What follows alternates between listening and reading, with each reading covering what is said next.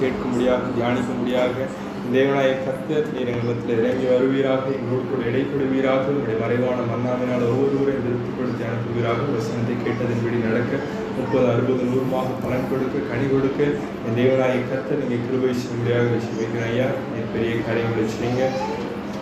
அடியனை ஒரு விஷயம் உடைய சமூகத்தில் ஒப்புக் கொடுக்குறேன். சுய மாம்சம் கிரியை செய்யாதபடி கேசுவி நாமத்தில் என்னை உரிமையாக உடைய கரங்களை ஒப்புக் கொடுக்குற உங்களுடைய வார்த்தை நீர் கொடுத்து உங்களுடைய வார்த்தை ஆண்டு பேசுகிறது நீர் தான் ஐயா. நீர் எங்களோடு வந்து பேசுங்க, இடைப்படுங்க. உடைய மறைவான மன்னாவினால் ஒவ்வொருவரையும் திருப்திப்படுத்தி அனுப்பும்படியாக சொல்லிக்கிறோம். வசனத்தை கேட்டு அதன்படி நடக்க ஒவ்வொருவரையும் பக்குவப்படுத்துங்க. நீங்கள் மறைத்து நீங்கள் வெடிப்புங்க. புதிய நமக்கு எல்லாவற்றும் நோக்கி எடுக்கிறோம். ஈஸ்வரநாத் ஜெபிக்கிற நல்ல பிதாவே, ஆமென். ஹல்லேலூயா, ஹல்லேலூயா. என்னுடைய தொடர்ச்சியை நான் சுருக்கமாக சொல்லி இந்த நாள் செய்திக்கு நேராக கடந்து போக இருக்கிறோம். நிலைத்திரு என்ற தலைப்பிலே யோவான் 15ஆம் அதிகாரத்திலிருந்து நாம் ஒவ்வொரு தலைப்பாக நாம் எடுத்து தியானம் செய்து கொண்டிருக்கிறோம். ஆண்டு கணக்காக ஓடிக்கொண்டிருக்கிறது. கர்த்தர் அதனுடைய தொடர்ச்சியை இந்த நாளில் கொடுப்பாராக. யோவான் 15ஆம் அதிகாரம் 4 முதல் 6 உள்ள வசனங்களை வாசித்தோம் என்று சொன்னால், என்னில் நிலைத்திருங்கள், நானும் உங்களில் நிலைத்திருப்பேன். அது தானாய் கனி கொடுக்க மாட்டாதது போல நீங்களும் என்னை நிலைத்திராவிட்டால் கனி கொடுக்க மாட்டீர்கள். முதலாவது கர்த்தரில் என்ன செய்ய வேண்டும்? நிலைத்திருக்க வேண்டும். அதான் யோவான் 15 4 முதல் 6 வசனங்களை வாசித்தோம் இருந்துச்சுன்னா, கர்த்தரில் நாம் என்ன செய்ய வேண்டும்? நிலைத்திருக்க வேண்டும். அதில் அநேக காரியங்களை நம்ம தியானம் செய்திருக்கிறோம். அதை எல்லாவற்றையும் சொல்வதற்கு நேரம் இல்லை. தலைப்பை மாத்திரம் நான் சொல்லிவிட்டு கடந்து போகிறேன். 2வது 15ஆம் அதிகாரம் 7வது வசனத்திலே வாசித்தோம் இருந்துச்சுன்னா, ஒரு வார்த்தையிலே நிலைத்திருக்க வேண்டும். ஆண்டவர் நமக்கு வார்த்தைகளை கொடுத்திருக்கிறார். அந்த வார்த்தைகளிலே நாம் நிலைத்திருக்க வேண்டும். 3வது காரியம் யோவான் 15ஆம் அதிகாரம் 9, 10 வசனங்களில் வாசித்து பார்த்தோம் என்று சொன்னால்,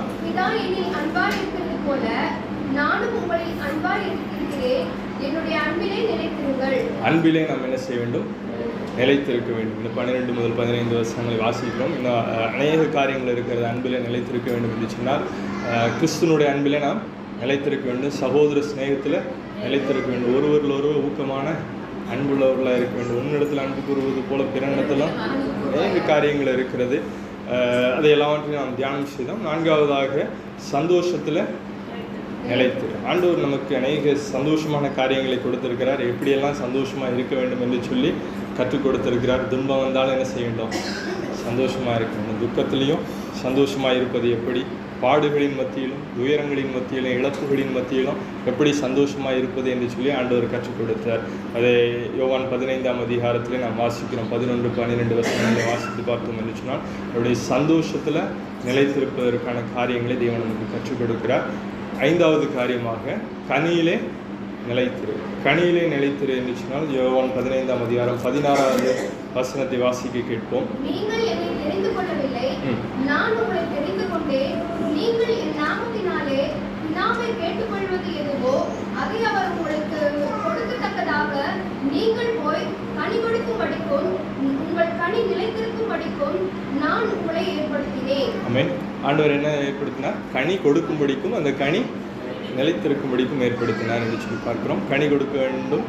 அதில் நிலையாக கொடுக்கணும். எப்பாச்சும் கனி கொடுப்பதல்ல, தொடர்ச்சியாக கன்சிஸ்டண்ட்டாக நாம் கனி கொடுக்கிறவர்களாக இருக்க வேண்டும். மிகுந்த கனி கொடுக்க வேண்டும் என்று சொல்லி நம்ம வேதத்தில் தியானம் செய்தோம். 6வது காரியமாக விசுவாசத்திலே நிலைத்திரு என்று சொல்லி தியானம் செய்தோம். 1 கொரிந்தியர் 16ஆம் அதிகாரம் 13வது வசனத்திலே வாசித்து பாருங்கள். அவர் வரும்போது சகல சத்தியத்திற்குள்ளும் உங்களை நடத்துவார். அவர் தம்முடைய சுயமாய் பேசாமல் தாம் கேள்விப்பட்ட யாவையும் சொல்லியிருப்பார். 1 கொரிந்தியர் 16ஆம் அதிகாரம் 13வது வசனம். விசுவாசத்திலே நிலைத்திருங்கள். அவிசுவாசிகளாக இருந்த என்ன, பின்வாங்கி போனவர்கள், நிலை நிற்காதவர்கள், அற்ப விசுவாசிகள் என்று சொல்லி அநேக காரியங்களை நாம் விசுவாசத்தில் நிலைத்திரு என்ற தலைப்பிலே நாம் தியானம் செய்தோம். இந்த நாளிலே அழைப்பிலே நிலைத்திரு என்ற தலைப்பிலே நாம் தியானம் செய்ய போகிறோம். தலைப்பு என்ன? அழைப்பிலே நிலைத்திரு. 1 கொரிந்தியர் 7ஆம் அதிகாரம் 24வது வசனத்தை நாம் வாசிக்க கேட்போம். 1 கொரிந்தியர் 7ஆம் அதிகாரம் 24 வாசி.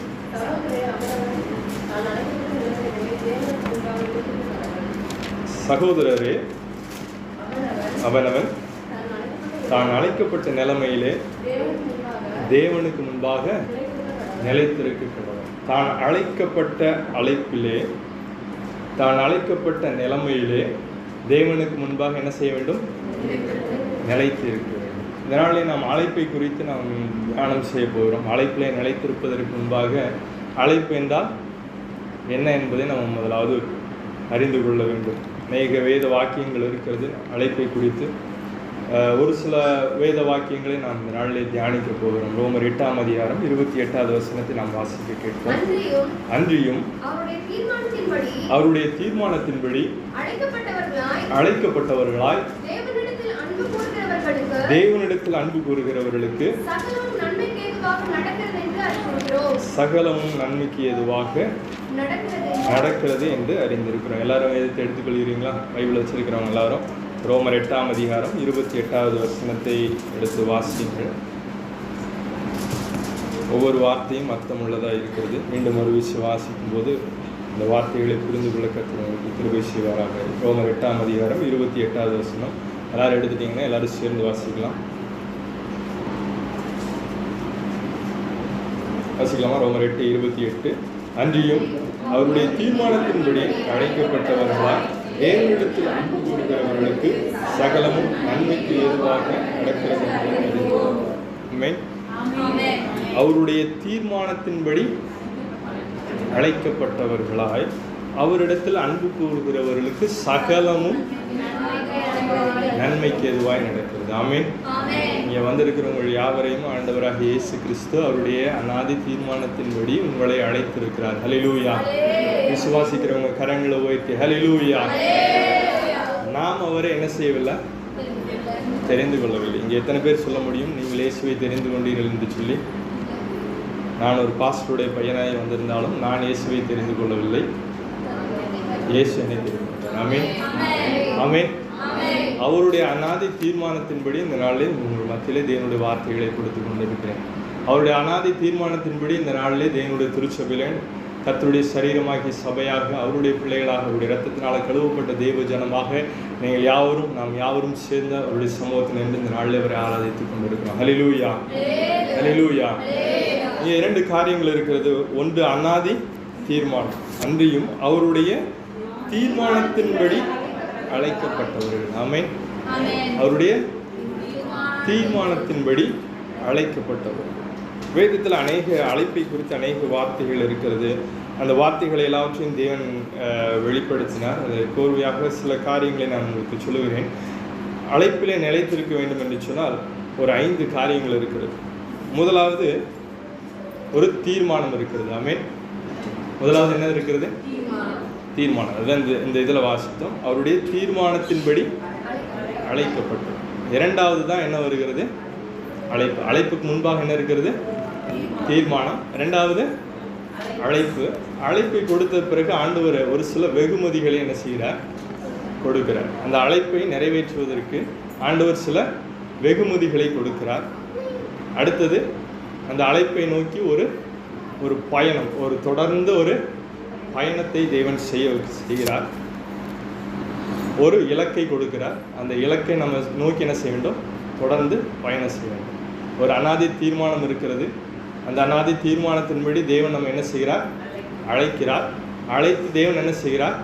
ஒரு வெகுமதியை கொடுக்கிறார். வெகுமதியை கொடுத்து நமக்கு ஒரு இலக்கையும் காமிக்கிறார். இதுதான் உன்னுடைய இலக்கு, இதுதான் உன்னுடைய டார்கெட், நீ அச்சீவ் பண்ண வேண்டிய கோல் இதுதான் என்று சொல்லி உன்னுடைய இலக்கை தேவன் நிர்ணயம் செய்கிறார். அதை நோக்கி தேவன் நம்ம என்ன செய்கிறார்?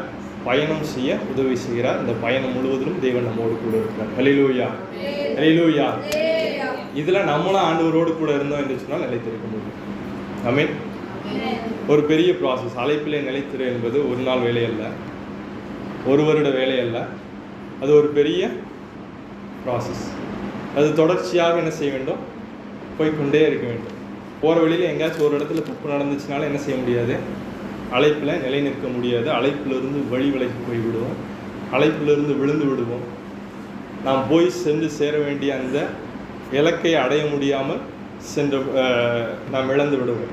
லட்சிய பொருளை அடையாமல் இழந்து விடுவோம். ஸோ அப்போ அழைப்பு ரொம்பவும் முக்கியம். நம்முடைய அழைப்பு என்னது அப்படின்னு தெரிஞ்சது அப்படின்னா மட்டும்தான் என்ன செய்ய முடியும், அழைப்பை நோக்கி தொடர்ச்சியாக ஓட முடியும். அழைப்பு என்னன்னு தெரியல அப்படின்னா குத்து மதிப்பாக எங்காவது போக வேண்டியதான். ஆபிரகாமை ஆண்டவர் அழைத்தார். அவர் என்ன பண்ணார், தான் போகும் இடம் என்னதென்று தெரியாமல் போனார். ஆனால் அதுதான் அவருடைய அழைப்பு. ஆபிரகாமை ஆண்டவர் அழைத்து என்ன சொன்னார், தேசத்தின் நீளமும் அகலமும் எம்மட்டும் அம்மட்டும் நடந்து திரி, உன் கால் படுற இடம் எல்லாத்தையும் உன் சந்ததிக்கு என்ன செய்வேன், சுதந்திரமாக சொந்தமாக நான் என்ன செய்வேன் கொடுப்பேன். இங்கே அவருக்கு பையனே இல்லை, ஆனால் ஆண்டவர் என்ன செய்தார் சொன்னார். இவர் என்ன செஞ்சார், சாகர வரைக்கும் நடந்தார் மனுஷன். ஆனால் தேசம் முழுவதும் என்ன செய்தார், நடந்தார். இப்போ ஆண்டவருடைய அழைப்பு என்ன என்று சொல்லி அறிந்து அவருடைய அழைப்பின்படி நம்ம என்ன செய்யணும், அவர் என்ன சொல்லுகிறாரோ அதன்படி நாம் செய்கிறவர்களாய் காணப்பட வேண்டும். ரோமர் 8ஆம் அதிகாரத்தில் மீண்டும் இப்பொழுது அந்த வசனத்தை வாசிங்கள். நான் சொன்ன அந்த காரியங்கள் எல்லாம் ஞாபகம் வைத்துக் கொள்ளுங்கள். தீர்மானம், அழைப்பு, வெகுமதி, பயணம், இலக்கு. சரி, இப்பொழுது வாசிங்க. அதில் என்னென்ன காரியங்கள்லாம் சொல்லப்பட்டிருக்கு. அவருடைய தீர்மானத்தின்படி அழைக்கப்பட்டவர்களாய் தேவனிடத்தில் அன்பு கூறுகிறவர்களுக்கு சகலமும் நன்மைக்கு ஏதுவாக நடக்கிறது என்று அறிந்திருக்கிறோம். இங்கே 3 காரியங்கள் இருக்கிறது. என்னென்ன இருக்கிறது, அந்த 5ல் 3 இங்கே சொல்லப்பட்டிருக்கிறது. அழைப்பு ஃபர்ஸ்ட், தீர்மானம், அழைப்பு, மூணாவது ஒண்ணுங்க அந்த பயணம். அந்த பயணத்துல நிறைய பிரச்சனை வரும். பயணங்கிறது என்னது, ஆமாம், ஏசி டிக்கெட்டு வாங்கி கொடுத்து ஸ்லீப்பிங் கோச்சில் அப்படியே படுத்து தூங்கிட்டே போடாமல் அவனே அப்படின்னு, அது அல்ல பயணம். இது ஒரு கடினமான ஒரு பாதை. பல மேடுகள் பள்ளங்களை கடந்து, தண்ணீர்களை கடந்து, ஆறுகளை கடந்து, செங்கடலை கடந்து, எரிகோவை தாண்டி ஒரு பெரிய பயணம். நம்ம யாரும் எகிப்திலிருந்து இஸ்ரேலுக்கு கானானுக்கோ போகவில்லை. ஆனாலும் நம்முடைய வாழ்க்கையில் செங்கடல் வரும், எரிகோ போன்ற தடைகள் வரும். அப்படி நம்முடைய அழைப்பில் அநேக பிரச்சனைகள் வரும். அதை எல்லாவற்றையும் நம்ம என்ன செய்ய வேண்டும், அதை தாண்டி செல்லுகிறவர்களாக நாம் காணப்பட வேண்டும். அப்போ அப்படி தாண்டி செல்வதற்கு ஆண்டவர் என்ன செய்கிறார், சகலமும் என்ன செய்கிறதா, நன்மைக்கு எதுவாக நடக்கிறது. நல்ல ஒரு வார்த்தை, சகலமும். அதில் சகலமுங்கிறது ரொம்ப முக்கியம். ஆமே, நம்முடைய வாழ்க்கையில் நிறைய விஷயங்கள் நடக்கிறது, எல்லாம் நன்மைக்காக நடக்கிறதா? ஆனால் உங்களுக்கு குறித்த ஆண்டவர் ஒரு அழைப்பை கொடுத்திருக்கிறார். அந்த அழைப்பை நோக்கி நீங்கள் ஓடிக்கொண்டிருக்கிறீர்கள். உங்களுடைய பயணத்தில் அநேக காரியங்களை சந்திக்கிறீர்கள், அநேக நிகழ்வுகள் நடக்கிறது, அநேக சந்தோஷங்கள், அநேக துக்கங்கள், கண்ணீர்கள். ஆனால் ஆண்டவர் சொல்லுகிறார், சகலமும் எதுக்கு நடக்கிறது, நமக்கு அநேக நேரங்கள் அது என்ன செய்யாது, புரியாது. இது ஏன் எனக்கு நடக்குது அப்படின்னு சொல்லிட்டு. இன்னைக்கு கெட்சியா சாட்சி சொன்னேன், ஏன் அப்படின்னு எனக்கு புரியல. வேலைக்கு போகணும் அப்படின்னு சொன்னால் ஃபஸ்ட் டிகிரி முடிச்சோடனே போயிருக்கலாம். அதுக்கப்புறம் மறுபடியும் ஒரு டிகிரி படிக்க வச்சு மறுபடியும் இன்டர்வியூவில் போய் உட்கார வச்சு, இதைத்தான் நான் அப்போவே அந்த வேலைக்கு போயிருக்கலாமே, மறுபடியும் எதற்காக நம்ம படிக்கணும் அப்படின்னு சொல்லி ஒரு கேள்வி மேலே கேள்வி. ஆனால் ஆண்டவர் ஒரு திட்டத்தை வச்சிருக்கிறார். ஒவ்வொருவரை குறித்து ஒரு தேவனுடைய ஒரு தரிசனம் இருக்கிறது, ஒரு அனாதி தீர்மானம். நம்மளாம் பிறக்கிறதுக்கு முன்பாகவே அவர் பயங்கரமாக என்ன செஞ்சு வச்சுருப்பாரு, பிளான் பண்ணி வச்சுருப்பார். நல்ல ஒரு பாடல் உண்டு, தாய் உருவாகும் முன்னே என் கருவை கண்டீரையா, என் பெயர் உருவாகும் முன்னே பெயர் சொல்லி அழைத்தீரையா என்று சொல்லி ஒரு பாடல். நல்ல ஒரு பாடல். அந்த கவியை மாத்திரம் வாசிப்போமா. தாய் உருவாகும் முன்னே என் கருவை கண்டீரையா,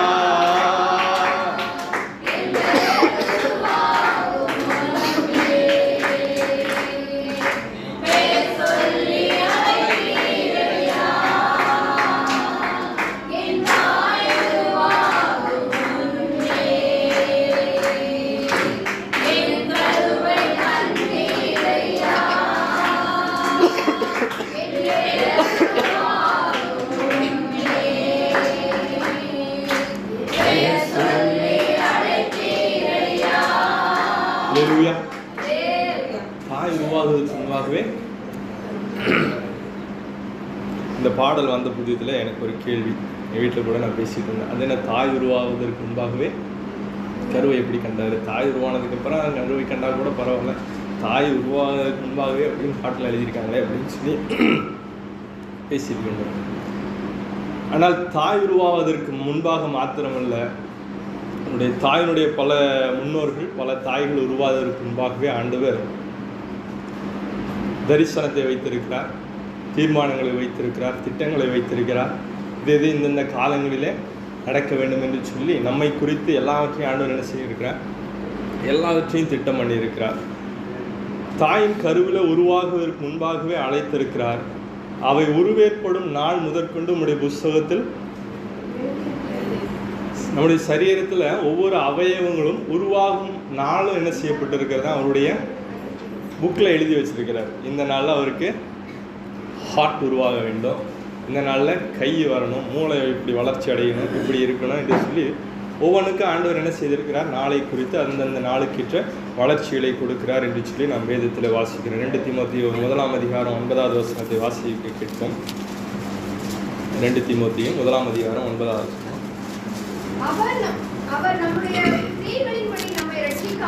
அவர் நம்முடைய கிரியைகளின்படி நம்மை ரட்சிக்காமல் தம்முடைய தீர்மானத்தின்படியும் ஆதிகாலம் முதல் கிறிஸ்து இயேசுவுக்குள் நமக்கு அருளப்பட்ட கிருபையின்படியும் நம்மை ரட்சித்து பரிசுத்த அழைப்பினாலே அழைத்தார். இங்கே 3 காரியங்கள் இருக்கிறது. என்ன நல்லா இருக்கிறது?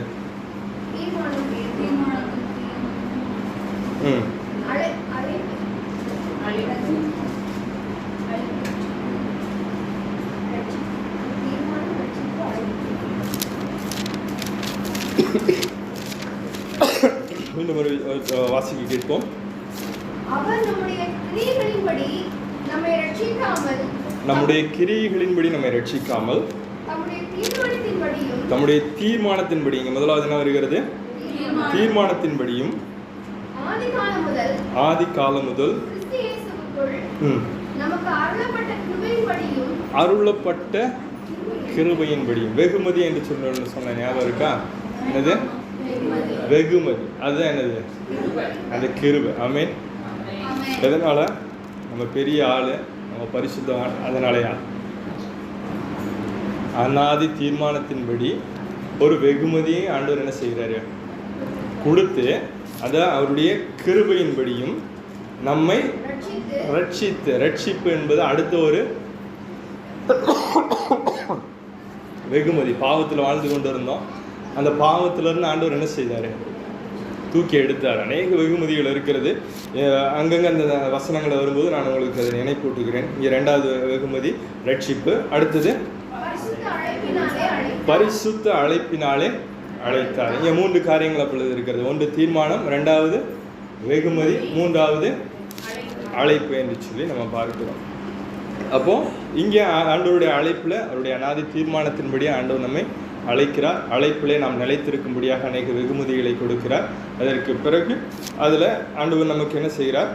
அந்த பரிசுத்த அழைப்பிலே ஆண்டவர் என்ன செய்கிறார்? அழைக்கிறார். நான் பரிசுத்தர். நம்முடைய ஒரு அழைப்பு என்னது? நம்முடைய ஒரு அழைப்பு என்னது? சொல்லுங்க. இப்போதான் வசனம் சொன்னீங்க, ஆனால் அழைப்பு என்னன்னு கேட்டால் சொல்ல மாட்டேங்கிறீங்க. பரிசுத்தமாக இருக்கணுங்கிறது ஒரு அழைப்பு. ஆமென்.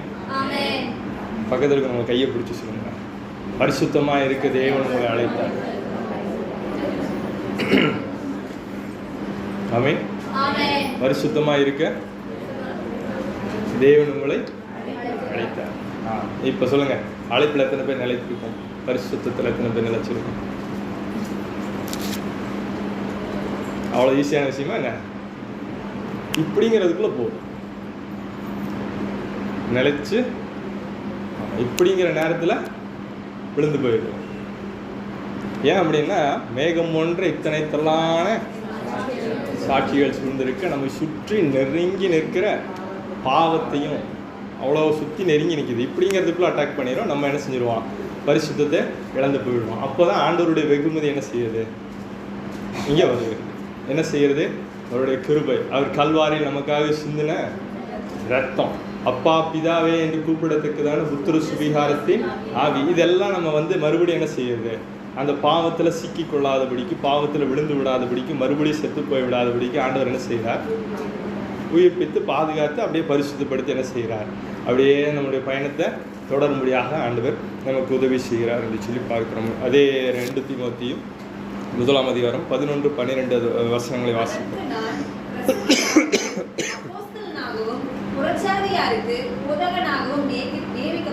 இங்கே அப்போஸ்தலனாகிய பரிசுத்த பவுலுக்கு கொடுக்கப்பட்டிருக்கிற ஒரு அழைப்பை குறித்து நாம் வாசிக்கிறோம். பிரசங்கியாகவும் அப்போஸ்தலனாகவும் புறஜாதியாருக்கு போதகனாகவும். தெளிவாக சொல்லப்பட்டிருக்கிறது. ஒவ்வொரு வார்த்தைக்கும் அர்த்தம் உண்டு. இங்கே பிரசங்கியாகவும் அப்போஸ்தலனாகவும் புறஜாதியாருக்கு போதகனாகவும் நியமிக்கப்பட்டேன். இதுதான் அவருடைய அழைப்பு. 12வது வசனத்தை வாசிக்க கேட்போம். எது நிமித்தம்? அழைப்பு நிமித்தம். ஆமென். அழைப்பு நிமித்தம் நான் இந்த பாடுகளையும் என்ன செய்கிறேன்? அனுபவிக்கிறேன். ஆயினும் நான் வெட்கப்படுகிறதில்லை. ஏனென்றால் நான் விசுவாசித்திருக்கிறவர் இன்னார் என்று அறிவேன். நான் அவரிடத்தில் ஒப்பு கொடுத்ததை அவர் அந்நாள் வரைக்கும் காத்துக்கொள்ள வல்லவராய் இருக்கிறார் என்று நிச்சயித்தும் இருக்கிறேன். ஆமென். இங்கே இன்னொன்று புதுசாக இருக்கிறது. என்னது? அந்த 5ல் இன்னொன்று புதுசாக இருக்கு.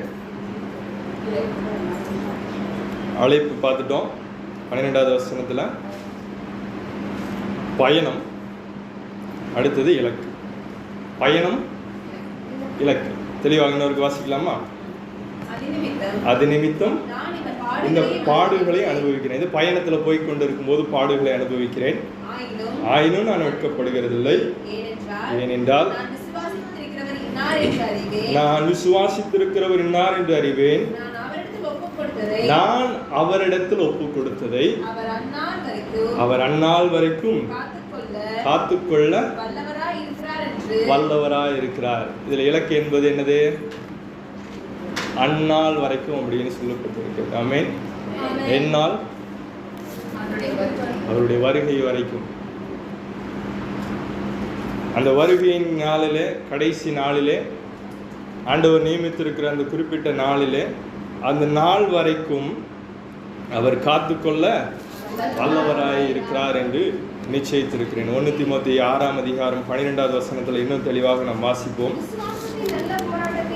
விசுவாசத்தின் நல்ல போராட்டத்தை போராடு, நித்திய ஜீவனை பற்றிக்கொள், அதற்காகவே நீ அழைக்கப்பட்டாய். இங்கே இன்னும் வாசிக்கிறோம். விசுவாசத்தின் நல்ல போராட்டத்தை போராடு, நித்திய ஜீவனை பற்றிக்கொள், அதற்காகவே அழைக்கப்பட்டாய். எதற்காக அழைக்கப்பட்டு இருக்கிறோமா? பக்கத்தில் இருக்கிறவங்களெல்லாம் கையை பிடிச்சி சொல்லுவோமா? நித்திய ஜீவனை பற்றிக்கொள்ள ஆண்டவர் உங்களை அழைத்தார். நித்திய ஜீவனை பற்றிக்கொள்ளும்படியாக ஆண்டவர் உங்களை அழைத்திருக்கிறார். ஹல்லேலூயா, ஹல்லேலூயா. பவுல் சொல்லுகிறார் 1 தீமோத்தேயு 6 அதிகாரம், நான் என் தேகத்தை விட்டு பிரிய நாட்கள் வருகிறது என்று சொல்லி, நான் விசுவாசத்தில் நல்ல போராட்டத்தை போராடினேன், ஓட்டத்தை முடித்த, விசுவாசத்தை காத்து கொண்டேன். இது முதல் நீதியின் கிரீடம் எனக்காக வைக்கப்பட்டிருக்கிறது என்று சொல்லி அவர் சொல்லுகிறார். அப்போ அந்த பயணத்தில் போராட்டம் வருகிறது. நல்ல போராட்டத்தை என்ன செய்யணும்? போராடணும். விசுவாசத்தை என்ன செய்ய வேண்டும்? காத்துக்கொள்ள வேண்டும். எல்லாம் கரெக்டாக போயிட்டு இருந்துச்சு அப்படின்னா, உங்களுடைய இலக்கை நோக்கி உங்களுடைய பயணம் சரியாக போய் கொண்டு இருந்தது என்று சொன்னால், கடைசியாக உங்களுக்கு என்ன கிடைக்கும்? நீதியின் கிரீடம் உங்களுக்காக வைக்கப்பட்டு இருக்கிறது. நித்திய ஜீவனை உங்களுக்கு கொடுப்பேன் என்று சொல்லி தேவன் நமக்கு என்ன செய்திருக்கிறார்? வாக்கு பண்ணியிருக்கிறார். ஹல்லேலூயா. அதே போல் நம்முடைய வாழ்க்கையில் அநேக அழைப்புகளை தேவன் நமக்கு என்ன செய்திருக்கிறார்? கொடுத்திருக்கிறார். ஒரே ஒரு அழைப்பு இல்லை, அநேக அழைப்புகளை தேவன் நமக்கு கொடுத்திருக்கிறார். நல்ல ஒரு குடும்பத்தை கொடுத்திருக்கிறார். அப்போ அந்த குடும்பத்தை நடத்தக்கூடிய ஞானத்தை கொடுத்திருக்கிறார். நல்ல ஒரு வெகுமதி, நல்ல பிள்ளைகளை கொடுத்திருக்கிறார். அந்த பிள்ளைகளை நடத்தக்கூடிய ஞானத்தை தேவன் நமக்கு கொடுத்திருக்கிறார். சம்பாதிப்பதற்கேற்ற பலத்தை கொடுத்திருக்கிறார். அப்போ இதெல்லாம் நம்முடைய இந்த உலகத்தில் தேவன் நமக்கு கொடுத்த அந்த அழைப்பிலே நடத்தப்படுவதற்காக தேவன் நமக்கு நிறைய வெகுமதிகளை கொடுத்திருக்கிறார். அப்போ அதை நோக்கி நம்ம என்ன செய்ய வேண்டும்? பயணிக்க வேண்டும். எனக்கு நல்ல ஒரு பையனை ஆண்டவர் கொடுத்திருக்கிறார். அவனை கர்த்தருடைய சிட்சையிலும் அவருடைய அன்பிலும் நான் என்ன செய்ய வேண்டும்? பிள்ளையானவனை நடத்த வேண்டிய விதத்தில் நான் நடத்த வேண்டும். அப்படி நடத்தவில்லை என்று சொன்னால் என்னுடைய அழைப்பில் நிலைத்திருக்கவில்லை. தேவன் நல்ல ஒரு திருச்சபையை கொடுத்திருக்கிறார். அந்த திருச்சபையிலே நான் உண்மையாக இருக்க வேண்டும். எனக்கு தேவன் நல்ல ஒரு போதகரை கொடுத்திருக்கிறார். என்னை நடத்துகிறவர்கள் என்னுடைய ஆத்மாக்களுக்காக உத்தரவாதம் சொல்லுகிறவர்களாக விழித்திருக்கிறபடினால் அவர்கள் துக்கத்தோடு அல்ல சந்தோஷத்தோடு அதை செய்யும்படிக்கு எல்லா விதத்திலும் என்ன செய்ய வேண்டும், அவர்களுக்கு கீழ்ப்பிடிந்து நான் அடங்கி இருக்க வேண்டும். அதுவும் என்னுடைய அழைப்பு. இதே போல் நம்முடைய வாழ்க்கையில் நாம் செய்யக்கூடிய எல்லா காரியங்கள் இருக்கிறது ஒவ்வொன்றிற்கும் ஆண்டவர் என்ன செய்திருக்கிறார், ஒரு அழைப்பை வைத்திருக்கிறார். ஒரு சின்ன என்னுடைய வாழ்க்கையில் ஒரு காரியத்தை நான் உங்களுக்கு சொன்னால் அந்த அழைப்பை குறித்து உங்களுக்கு புரிந்து கொள்வதற்கு ஏதுவாக இருக்கும் என்று சொல்லி நான் நம்புகிறேன். ஆண்டவர் என்னை சாஃப்ட்வேர் இன்ஜினியராக இருக்கும்படியாக அழைத்திருக்கிறார் என்று சொல்லி நான் கர்த்தருக்குள் உறுதியாக விசுவாசிக்கிறேன். ஹல்லேலூயா, ஹல்லேலூயா. ஆனால் இந்த அழைப்பு அப்படிங்கிறது இதே 5 காரியங்களை குறித்து நாம் பார்க்கிறோம். முதலாவது என்னது? தீர்மானம். 2வது அழைப்பு. 3வது வெகுமதி, பயணம், இலக்கு. அப்போ ஆண்டவர் இங்கே என்னை சாஃப்ட்வேர் இன்ஜினியராக இருக்கும்படியாக ஒரு அழைப்பை கொடுக்கிறார். ஆனால் அதற்கு முன்பாக ஆண்டவர் என்ன செய்திருக்கிறார்? தீர்மானம் செய்து விட்டார். இவன் யாரு? சாஃப்ட்வேர் என்ஜினியர் அப்படின்னு சொல்லி. ஆனால் அவர் எப்போ தீர்மானம் செஞ்சாருன்னு எனக்கு பிரச்சனையாக இருந்தது. ஆமே. அவர் நான் பிறக்கிறதுக்கு முன்னாடியே தீர்மானம் பண்ணி வச்சுருக்காரு. எங்கள் அம்மா பிறக்கிறதுக்கு முன்னாடியும் ஆமாம், அவர் அவ்வளோ ஜென்மத்துக்கு முன்னாடி தீர்மானம் பண்ணி வச்சுறாரு. நமக்கு அது என்ன செய்ய மாட்டேங்குது. ஆமாம், நம்ம பாட்டுக்கு இஷ்டத்துக்கு கண்டதை என்ன செஞ்சுட்டு இருக்கோம். ஆமாம். ஆனால் என்னுடைய லட்சியங்கள்லாம் என்னது? ஆமாம், டாக்டர் ஆகணும். ஆமே. என்னது? ஆமாம். ஆனால் ஆண்டவருடைய லட்சியம் என்னது? தீர்மானம், சாஃப்ட்வேர் என்ஜினியர் ஆக வேண்டும் அப்படின்னு சொல்லி. நான் 9th ஸ்டாண்டர்ட் படிக்கிறேன், அரசு பள்ளியில் படிக்கிறேன். இங்கிலீஷ் ஒழுங்காக தெரியாது. அப்போ கொண்டு போய் ஆண்டவர் என்ன செஞ்சார், பிஜிடிசி அப்படின்னு ஒரு பெரிய கோர்ஸு, அதில் கொண்டு போய் சேர்த்து விட்டார். நான் ஒரு மாதத்துலேயே என்ன செஞ்சுட்டேன், ஓடி வந்துட்டேன். இங்கிலீஷ்லேயே சொல்லித்தராங்க, கம்ப்யூட்டர் நமக்கு மண்டையில் ஏறாதுன்னு சொல்லி ஓடி வந்துட்டேன். கம்ப்யூட்டரில் ஒன்றுமே எனக்கு புரியல. ஒரு எக்ஸாம் வச்சாங்க, 100க்கு 13 மார்க் வாங்கினேன். இது இவ்வளோ கேவலமாக நம்ம வாழ்க்கையில் இவ்வளோ மார்க் வாங்கினதில்லை அப்படின்னு சொல்லிட்டு என்ன செஞ்சுட்டேன்.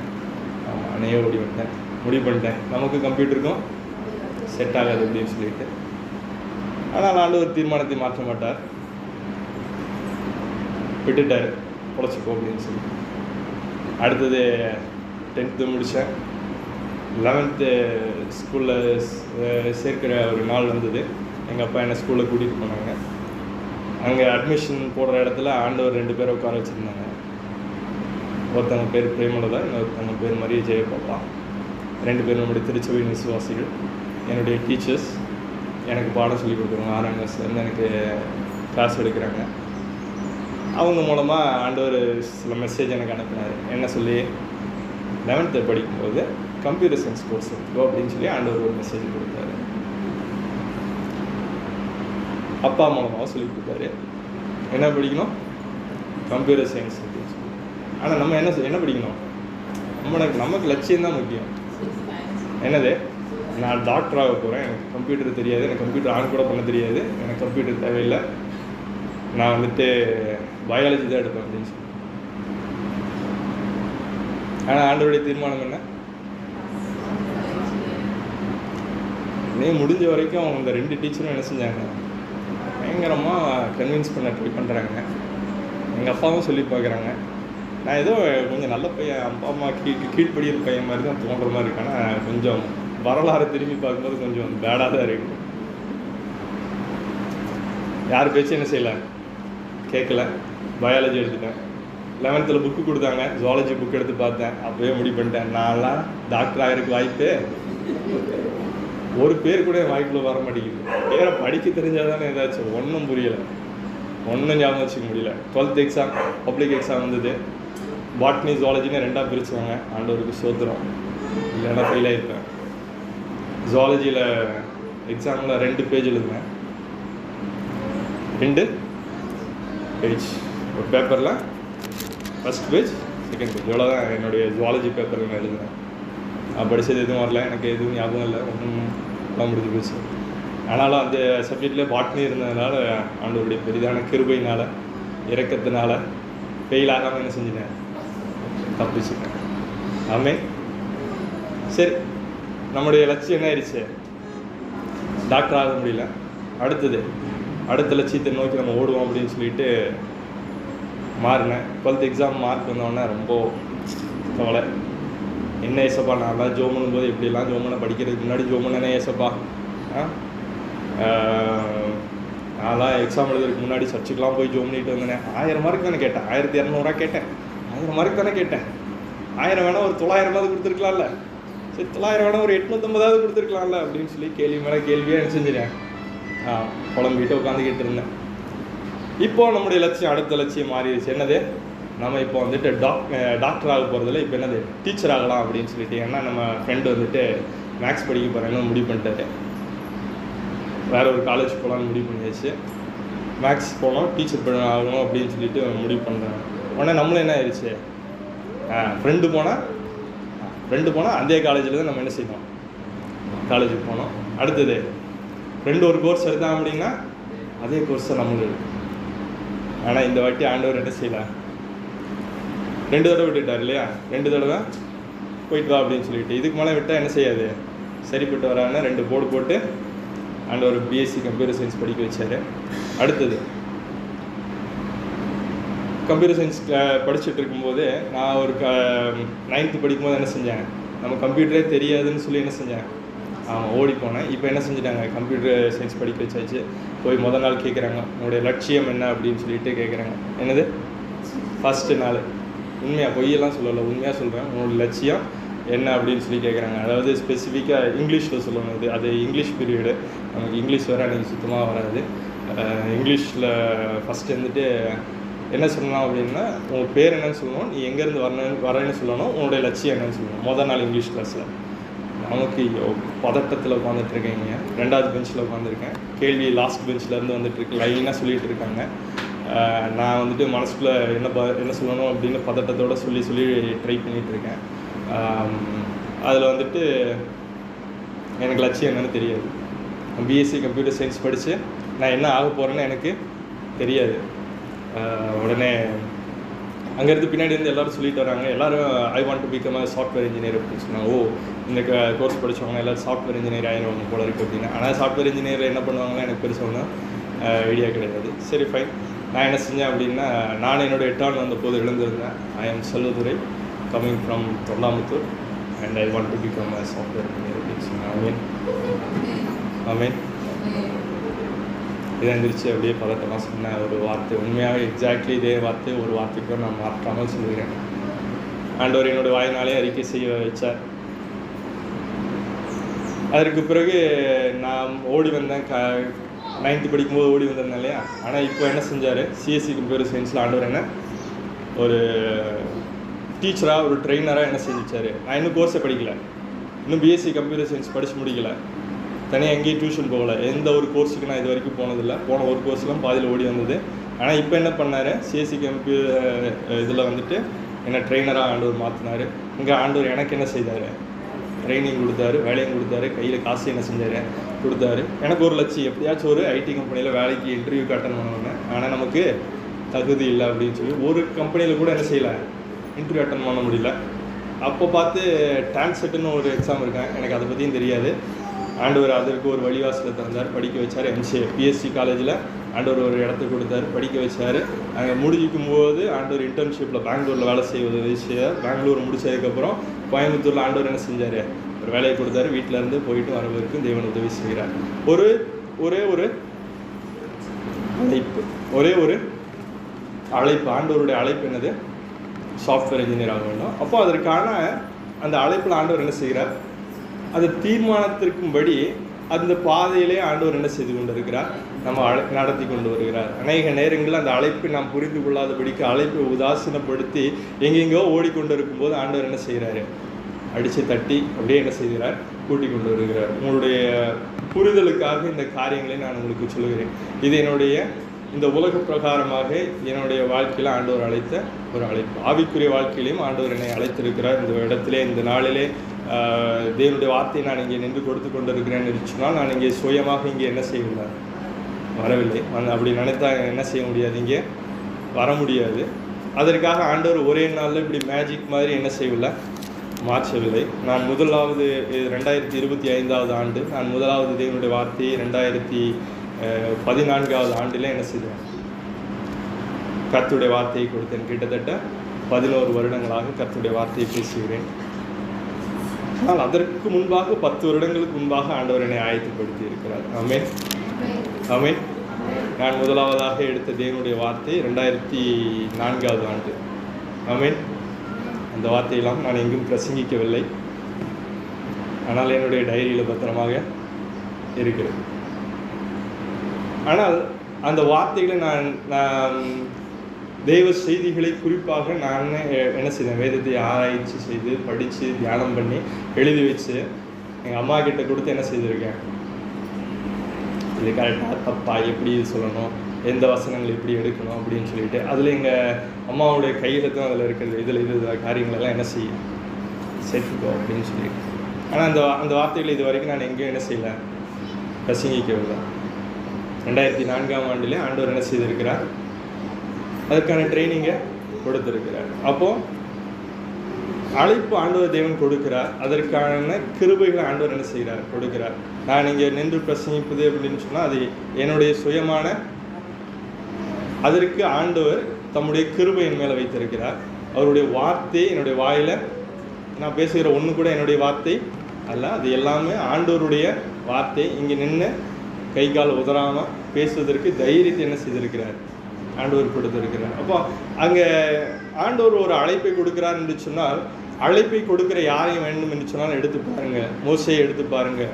அவன் என்ன சொன்னான், நான் திக்குவாயும் மந்தனாவும் உள்ளவன் என்று சொல்லுகிறான். ஆனால் அவனை தான் ஆண்டவர் என்ன செய்தார், தெரிந்தெடுத்து கொண்டார். தேவன் பேதுருவை தெரிந்தெடுத்து கொண்டார். பயங்கர படிப்பறிவு உள்ளவனா, இவனுக்கு படிப்பறிவே இல்லையே, இவன் எப்படி இவ்வளோ பயங்கரமாக பேசுகிறானே அப்படின்னு சொல்லி மற்றவங்க என்ன செஞ்சாங்க, ஆச்சரியப்பட்டாங்க. அந்த அளவுக்கு ஆண்டவர் என்ன செய்தார், அவனுக்கு ஞானத்தை கொடுத்து அவனுடைய வாயிலிருந்து ஆண்டவர் என்ன செய்தார், பிரசங்கித்தார். பேதுரு எழுந்திருந்து பிரசங்கித்தான். வசனத்தை முடியுங்க. எத்தனை பேர் ரட்சிக்கப்பட்டாங்க? 3000 பேர் ரட்சிக்கப்பட்டாங்க. ஒரே மனுஷன் ஒரே ஒரு தடவை எந்திரிச்சு பிரசங்கம் பண்ணார். 3000 பேர் என்ன செஞ்சாங்க, ரட்சிக்கப்பட்டாங்க. இங்கே நம்ம பார்த்தோம் அப்படின்னு சொன்னால், இங்கேருந்து நான் பிரசங்கம் பண்ணேன் அப்படின்னா ஒரு 30 பேர் இருந்தாங்க அப்படின்னாலும் இந்த மைக் இல்லைன்னா என்ன செய்யாது, கேட்க. ஆனால் 3000 பேருக்கு காதில் விழுந்து அது புரிஞ்சு அது கிரிய செஞ்சு 3000 பேர் என்ன செஞ்சுருக்காங்க, ரட்சிக்கப்பட்டிருக்காங்க. ரட்சிக்கப்பட்டதே 3000 பேர் அப்படின்னா கேட்ட எல்லாரும் ரட்சிக்கப்பட்டிருப்பாங்களா அப்படின்னு தெரியல. ஆனால் எத்தனை பேர் கேட்டாங்கன்னு அவ்வளோ பேர் இருந்திருக்காங்க. அத்தனை பேர் கேட்குற அளவுக்கு மனசு எவ்வளோ பெருசாக பேசியிருப்பாரு, அவன் எவ்வளோ சத்தமாக பேசியிருக்கணும். இப்போ ஆண்டவர் கிரியை செய்கிறாரு. அவர் இது பேதுருவுக்கு பற்றி பெருமையாக பேசுறதுக்கு ஆண்டவருடைய கிருபை, அவருடைய தீர்மானம். எரேமியா 32ஆம் அதிகாரம் 19வது வசனத்தை வாசிக்க கேட்கும்.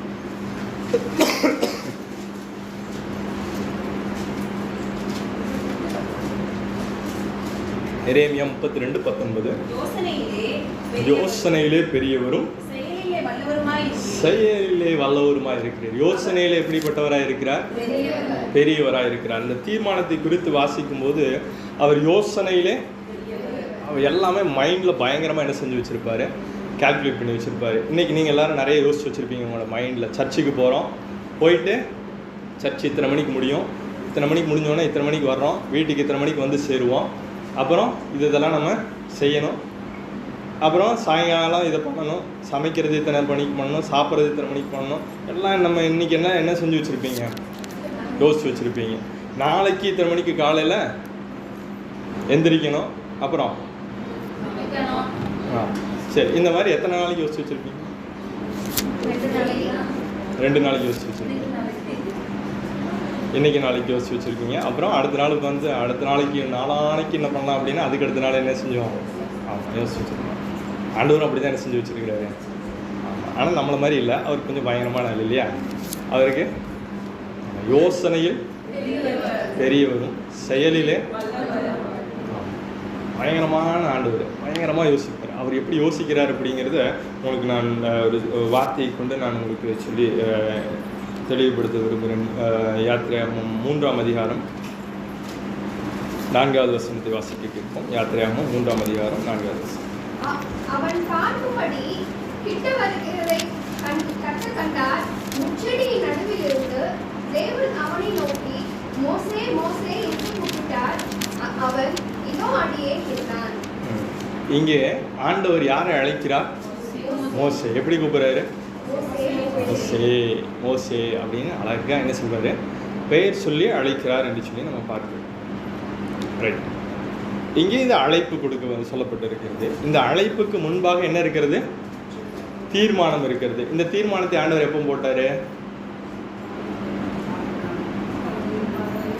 மோசே பிறப்பதற்கு முன்பாகவே ஆண்டவர் என்ன செஞ்சிட்டாரு? ஆமாம், தீர்மானம் போட்டார். இப்போ நான் உங்களுக்கு ஒரு ஸ்டோரி சொன்னேன் இல்லையா, என்னுடைய வாழ்க்கையில் நடந்த சம்பவங்கள் எல்லாத்தையும் சொன்னேன் பார்த்தீங்களா, நான் சாஃப்ட்வேர் இன்ஜினியரிங் இருக்கு. அதே போல் இந்த மோசேயினுடைய அழைப்பிற்கு பின்பாக ஒரு தீர்மானம் இருக்கிறது, ஒரு அழைப்பு இருக்கிறது. அந்த அழைப்பு மோசேக்கு என்ன செய்யலை? தெரியலை, புரிந்து கொள்ள முடியவில்லை. அதனால் அவன் என்னென்னமோ பண்ணுறான், எங்கெங்கேயோ என்ன செய்கிறான், ஓடிட்டு இருக்கான். அது எல்லாமே ஆண்டவர் அவனுக்கு ட்ரைனிங் பீரியடாக வச்சு எல்லாத்தையும் பண்ணுறாரு. இது சுருக்கமாக நான் உங்களுக்கு சொல்லுகிறேன். வசனங்களை நான் வாசிக்க நேரமில்லை. நான் உங்களுக்கு சுருக்கமாக அந்த காரியங்களை நான் சொல்லுகிறேன். ஆண்டவருடைய அநாதி தீர்மானத்தை பாருங்கள். மோசே பிறப்பதற்கு முன்பாக ஆண்டவர் ஒரு முடிவு பண்ணுகிறார். யாத்திராகமம் 2ஆம் அதிகாரத்தில் பார்வோன் ஒரு கட்டளை எடுக்கிறான். பிறக்கும் ஆண் பிள்ளைகள் எல்லாம் நதியிலே போட்டு விட வேண்டும் என்று சொல்லி ஒரு கட்டளை கொடுக்குறான். என்ன கட்டளை? பிறக்கும் ஆண் குழந்தைகளை எல்லாம் ஆண்டவருடைய தீர்மானத்தினுடைய ஒரு பகுதி இங்கே ஆரம்பிக்குது. குழந்தை பிறந்தவொடனே என்ன செஞ்சிடணும்? ஆண் குழந்தையாக இருந்தால் நதியில் போட்டுடணும் அப்படின்னு சொல்லிட்டு உடனே நல்ல ஒரு தாயை ஆண்டவர் கொடுத்தார். அந்த தாய்க்கு நல்ல ஒரு மகனை கொடுத்தார். லேவியினுடைய வம்சத்தில் அழகான குழந்தையாக கொடுத்தார். அந்த குழந்தை வளர்ந்ததுக்கப்புறம் 3 மாதம் அந்த குழந்தைய என்ன செஞ்சார்? ஆண்டவர் வீட்டிலே பத்திரமா வச்சுக்கிறதுக்கு உதவி செஞ்சார். 3 மாதத்துக்கு அப்புறம் நீ வச்சுக்க முடியாதுன்னு சொல்லிட்டு ஒரு 4 பெட்டியில் செஞ்சு என்ன செஞ்சாங்க? கொண்டு போய் நதியில் போட ஆண்டவர் வச்சார். அடுத்தது அந்த இடத்துல வேண்டாம், வாசிக்க வேண்டாம். அந்த இடத்துல பார்வோனுடைய குமாரத்தை என்ன செஞ்சார்? ஆமாம், நதியில் ஸ்நானம் பண்ண அனுப்பி விடுறாரு. அந்த இடத்துல அந்த குழந்தைய என்ன செய்கிறாங்க? தனக்கென்று வளர்க்க வேண்டும் என்று சொல்லி அந்த பார்வோனுடைய குமாரத்திற்கு ஒரு இருதயத்தை கொடுக்கிறாரு. எல்லாம் ஆண்டவருடைய அநாதி தீர்மானம், அவருடைய பிளான், பயங்கரமான பிளான். இப்படியெல்லாம் யோசிக்கிறாருன்னு கவனிங்க, நல்லா கவனிங்க. அடுத்தது பின்னாடியே பக்கத்தில் பாதுகாப்புக்கு ஒரு குழந்தைய ஆண்டவர் என்ன செஞ்சுருக்கிறாரு? வச்சிருக்கிறாரு. யார்? மீரியா. அவங்க போய் தெரியாத மாதிரி, ஒன்றும் தெரியாத மாதிரி இந்த குழந்தை கேட்குது. பயங்கரமான குழந்தை. என்ன கேட்டது தெரியுமா? இந்த குழந்தைக்கு பால் கொடுக்குறக்கு அம்மா வேணுமான்னு கேட்குது. எவ்வளோ பயங்கரமான குழந்தை பார்த்தீங்களா?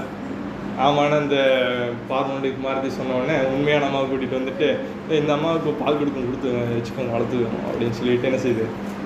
சின்ன குழந்தை. ஆண்டவருடைய அநாதி தீர்மானம். அப்போ எங்கேயோ ஒரு குழந்தைகிட்ட, எங்கேயோ ஒரு தாய்கிட்ட கூட வளர்த்துருக்கலாம். ஆனால் சரியான இடத்துக்கு என்ன செஞ்சார்?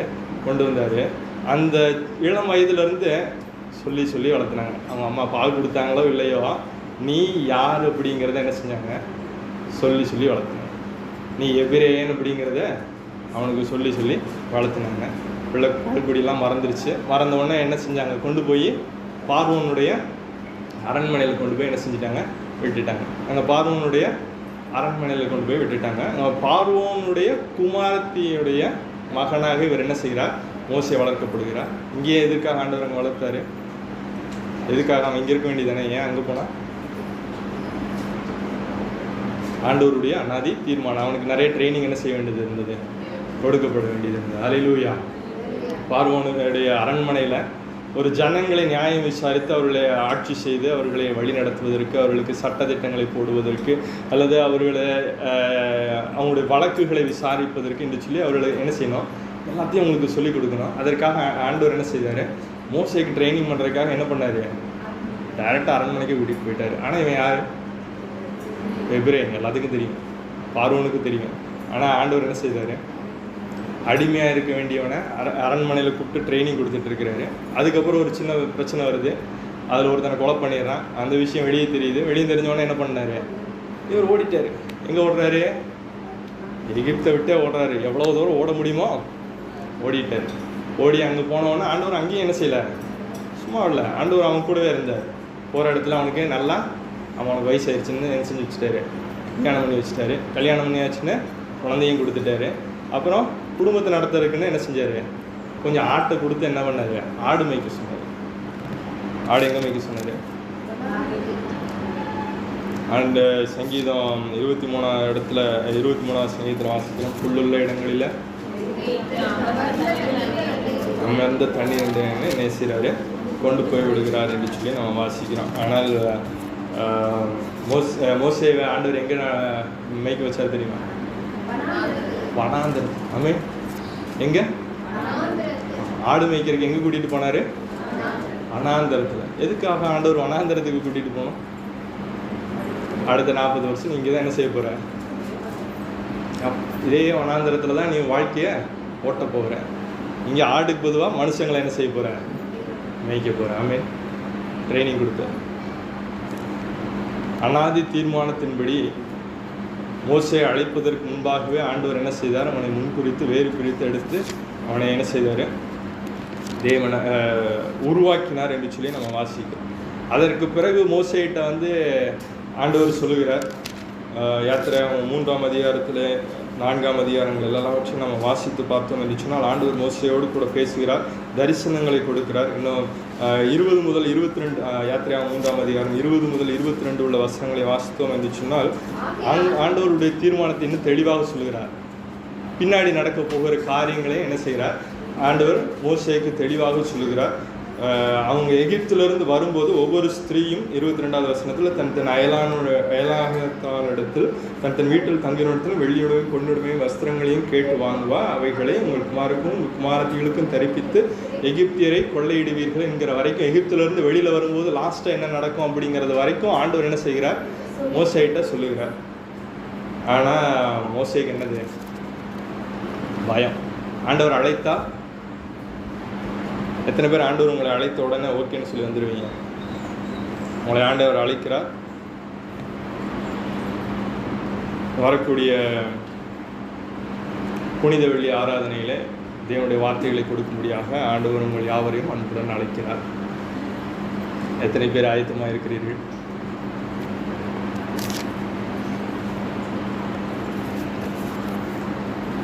ஆயத்தமாக இருக்கிறவர்கள் ஊழியக்காரரோடு தொடர்பு கொள்ளுங்கள். கர்த்தருக்கு சித்தமானால் அதற்கான காலங்களையும் சமயங்களையும் கர்த்தர் வாய்க்க செய்வார். ஆமென். இப்போ எவ்வளோ தயக்கம் இருக்கிறதோ அதே போல் தயக்கம் மோசேக்கும் இருந்தது. மோசே என்ன செய்யல? ஆண்டவரே, நீர் என்னை அழைப்பதற்கு முன்பாகுவது, நீர் அடியனோடு பேசின பின்பாவது, நான் வாக்கிலே வல்லவன் அல்ல, நான் திக்குவாயும் அந்த நாவும் உடையவன் அப்படின்னு சொல்லி ஆண்டவர் சொல்லுகிறார். வாய் உருவாக்கினது யார்? நான் தானே. நீ சும்மா பொம்மை தான், நீ வா, அவனுக்கு வாயெல்லாம் தேவையில்லை, நீ சும்மா வா, நான் வந்து என்ன செய்வேன்? உன்னை எடுத்து பயன்படுத்துவேன். ஆமென். ஆண்டவர் வார்த்தையை பேச சொன்னார் அப்படின்னா உனக்கு வாய் இருக்கணும்னு கூட அவசியம் இல்லை. ஆண்டவர் உன்னை பேச வைப்பார். ஹல்லேலூயா, ஹல்லேலூயா. ஆண்டவர் உன்னை பாட வேண்டும் என்று சொல்லி அழைத்தார். தைரியமாக எழுந்துவா. உனக்கு குரல் இருக்க வேண்டும் என்று சொல்லி அவசியம் இல்லை, ராகம் இருக்க வேண்டும் என்று சொல்லி அவசியம் இல்லை. ஆண்டவர் உன்னை பாட வைப்பார். ஹல்லேலூயா, ஹல்லேலூயா. விசுவாசிக்கிறோம் மாத்திர கரங்களை உயர்த்தி ஹல்லேலூயா. உன்னிடத்துல எல்லாம் இருக்குது. இவன் பயங்கர ராகம் நல்லா இருக்கே, இவனை கொயரில் என்ன செஞ்சிடலாம்? செத்திடலாமே அப்படின்னு சொல்லி ஊழியக்காரன் யோசிக்கலாம். ஆனால் ஆண்டவர் அப்படி யோசிக்க மாட்டார். ஆமென். நீங்கள் சபையில் முன்னாடி வந்து பாடணும் அப்படின்னு சொன்னால் கொஞ்சமாவது என்ன செய்யணும்? ஆமாம், கொஞ்சம் ராகம் தெரியணும், கொஞ்சம் பாட்டு தெரியணும், மியூசிக் கொஞ்சம் புரிஞ்சுக்க தெரியணும். அந்த மாதிரி எதாவது நான் கொஞ்சம் யோசிக்கலாம். ஆனால் ஆண்டவர் என்ன செய்ய மாட்டார்? அதெல்லாம் உனக்கு தேவையில்லை, நீ வா, நான் உனக்கு என்ன செய்வேன்? நான் உனக்கு சொல்லித்தரேன். ஆண்டவருடைய வார்த்தையில் சொல்லணும் அப்படின்னா பைபிள் காலேஜ் படிச்சிருக்கணும் அப்படின்னு நிறைய பேர் யோசிப்பேன். நானும் பைபிள் காலேஜ் படிக்கணும்னு ஆசைப்பட்டேன். ஆனால் அதெல்லாம் நடக்கிற மாதிரி தெரியல. கண் எடுத்து பார்க்குறேன், கண்ணு கெட்டின தூரத்தில் அதெல்லாம் தெரியல. ஆனாலும் கர்த்தர் என்ன செய்கிறார்? பயன்படுத்தி கொண்டு இருக்கிறார். வார்த்தைகளை என்ன செய்கிறார்? இதெல்லாம் அவசியமாக இருக்கணும்னு அவசியம் கிடையாது. ஆமென். எங்கள் அப்பாவும் ஆமாம் பைபிள் காலேஜ் இன்னும் படிக்கும். ஆனாலும் என்ன செய்கிறார்? பயன்படுத்தி கொண்டு இருக்கிறார். அவருடைய வார்த்தையை நம்ம சொல்கிறதுக்கு இங்கே வந்து சும்மா பொம்மை மாதிரி வந்து நின்னா போதும். ஆண்டவர் வந்து என்ன செய்வார்? அவருடைய வார்த்தைகளை வாயில் போடுவார். எரேமியாவுக்கு சொன்னார். எரேமியா 1ஆம் அதிகாரத்தில் எடுத்து வாசித்து பார்த்தோம் என்று சொன்னால், என் வார்த்தையும் உன் வாயில் என்ன செய்கிறாங்க? நீ பயப்படாத. அவன் சொல்கிறான், நான் சின்ன பையனாக இருக்கனே அப்படின்னு சொல்லிட்டு, நீ என்ன செய்யாத? பயப்படாது, என் வார்த்தையை உன் வாயில் வைக்கிறேன்னு சொல்லி அந்த எரேமியாவுடைய காரியங்களுக்கு பின்பாக வருவோம். இங்கே மீண்டும் நம்ம இங்கே கவனிப்போம் மோசேயினுடைய காரியங்கள். இங்கே மோசேயினுடைய அழைப்பு நம்ம தெளிவாக தெரியப்படுகிறது. அனாதி தீர்மானமும் அவன் பிறப்பதற்கு முன்பாகவே தெரிகிறது. ஆனால் உண்மையான அனாதி தீர்மானம் எப்பொழுது உருவாக்கப்பட்டது தெரியுமா? நான் யோசனையில் பெரியவர் என்று சொன்னேன் இல்லையா? யோசனையில் பெரியவர் அப்படின்னு சொல்லிட்டு மோசே பிறப்பதற்கு முன்பாகவே அந்த அனாதி தீர்மானம் உருவாகவில்லை. மோசேயினுடைய மூதாதையர்கள் உருவாவதற்கு முன்பாகவே அனாதி தீர்மானம் இருக்கிறது. ஹல்லேலூயா. மோசேயினுடைய அந்த லேவி கோத்திரத்தில் வந்தார் அவன். ஆனால் அந்த லேவி கூட என்ன செய்யல, பிறக்கலை. அதற்கு முன்பாகவே தீர்மானம் இருக்கிறது. லேவியினுடைய அப்பா பேர் என்ன? யாக்கோபு இன்னும் பிறக்கவில்லை, ஆனாலும் தீர்மானம் பிறந்து விட்டது. யாக்கோபனுடைய அப்பா பேர் ஈசாக்கு, அவரும் பிறக்கவில்லை, அப்பவும் தீர்மானம் இருக்கிறது. ஈசாக்கினுடைய அப்பா ஆபிரகாம், அவர் பிறக்கும்போது தீர்மானம் இருந்துச்சா இல்லைன்னு எனக்கு தெரியல, ஒருவேளை இருந்திருக்கலாம். ஆனால் ஆபிரகாமிடத்தில் ஆண்டவர் அந்த தீர்மானத்தை சொன்னார். அவர் எப்போ தீர்மானம் பண்ணார் நமக்கு தெரியாது. இப்போ நான் சொன்ன இந்த வாசித்தோம் இல்லையா, யாத்திரையாகமம் 3ஆம் அதிகாரம் 22வது வசனத்தில் சொல்லப்பட்டிருக்கிறது.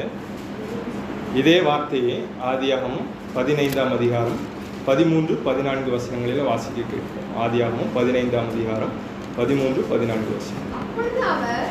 அப்பொழுது அவர் ஆபிரகாமை நோக்கி, உன் சந்ததியார்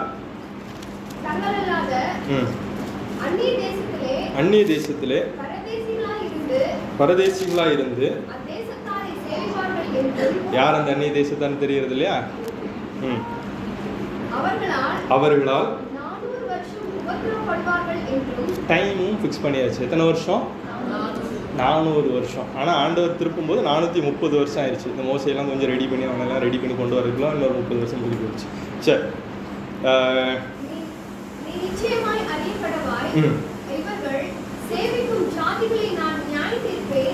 இவர்கள் சேவிக்கும் ஜாதிகளை நான் நியாயம் தீர்ப்பேன், பின்பு மிகுந்த பொருள்களுடன் என்ன செய்வாங்க? இங்க ஆபிரகாமுக்கு பையனே இல்லை. இவரோட ஜபமெல்லாம் என்னது? ஆண்டவரே, அடி எனக்கு என்ன தருவி, உத்தர சுவிகாரம் இல்லாமல் இருக்கிறேனே, என் வீட்டில் பிறந்த இந்த எலியேசர் எனக்கு எல்லா கணக்கு வழக்கு பார்த்துட்டு இருக்கானே, எனக்கு ஒரு பையனை எப்போ தருவீர்னு சொல்லி கேட்கிறார். ஆனால் ஆண்டவர் சொல்லுகிறாரு, 400 வருஷம் உன்னுடைய சந்ததியார் என்ன செய்வாங்க? எகிப்தில் அடிமைகளாக இருப்பாங்க. அங்கேருந்து வரும்போது எகிப்தியரை நான் தண்டிப்பேன். அவர் அங்கேருந்து வரும்போது என்ன செய்வாங்க? மிகுந்த பொருள்களோடு எகிப்தியருடைய தங்கம் வெள்ளி எல்லாத்தையும் என்ன செஞ்சு வருவாங்க? நல்லா அடுக்கடுக்காக என்ன செய்வாங்க? ஆமாம், தங்கமெல்லாம் போட்டிருந்தாங்க. யார்? எகிப்தியர். இவங்களுக்கு ஒன்றுமே இல்லை, இவங்க எல்லாம் அடிமைகளாக இருக்கிறாங்க. அந்த எல்லாத்தையும் ஆண்டவர் என்ன செய்தார்? கொடுப்பேன்னு சொல்லி ஆபிரகாமுக்கிட்ட என்ன செய்தார்? ஈசாக்கு பிறப்பதற்கு முன்பாகவே ஆண்டவர் அனாதி தீர்மானத்தை வைத்திருக்கிறார். அந்த அனாதி தீர்மானத்தின்படி ஆண்டவர் என்ன செய்தார்? மோசேயை அழைத்தார். அந்த அழைப்பின்படியே ஆண்டவர் என்ன செய்தார்? நடத்தி கொண்டு வந்தார். மோசேயினுடைய அழைப்பு என்ன?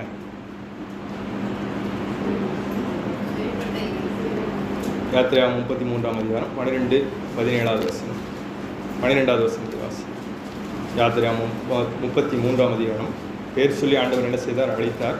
மோசே கர்த்தரை நோக்கி, தேவரீர் இந்த ஜனங்களை அழைத்துக் கொண்டு போ என்று சொல்லி, ஆகிலும் என்னோட கூட இன்னாரை அனுப்புவேன் என்பதை எனக்கு நீர் அறிவிக்கவில்லை என்றாலும் உன்னை பேர் சொல்லி அழைத்து அறிந்திருக்கிறேன் என்றும் என் கண்களில் உனக்கு கிருபை கிடைத்தது என்றும் தேவரீர் சொன்னதுண்டே.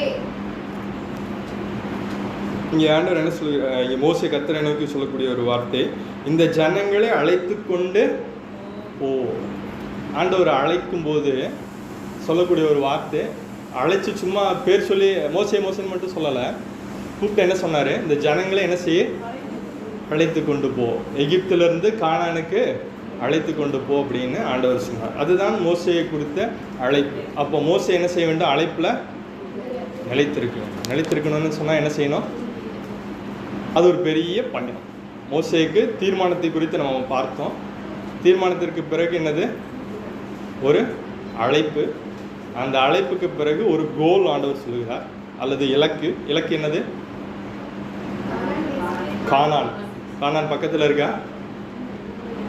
40 வருட தூரத்தில் இருக்கிறது கானான். அப்போ அந்த 40 வருடமும் என்ன செய்யணும்? உன்னுடைய இலக்கை நோக்கி கானானை பார்த்து என்ன செய்ய வேண்டும்?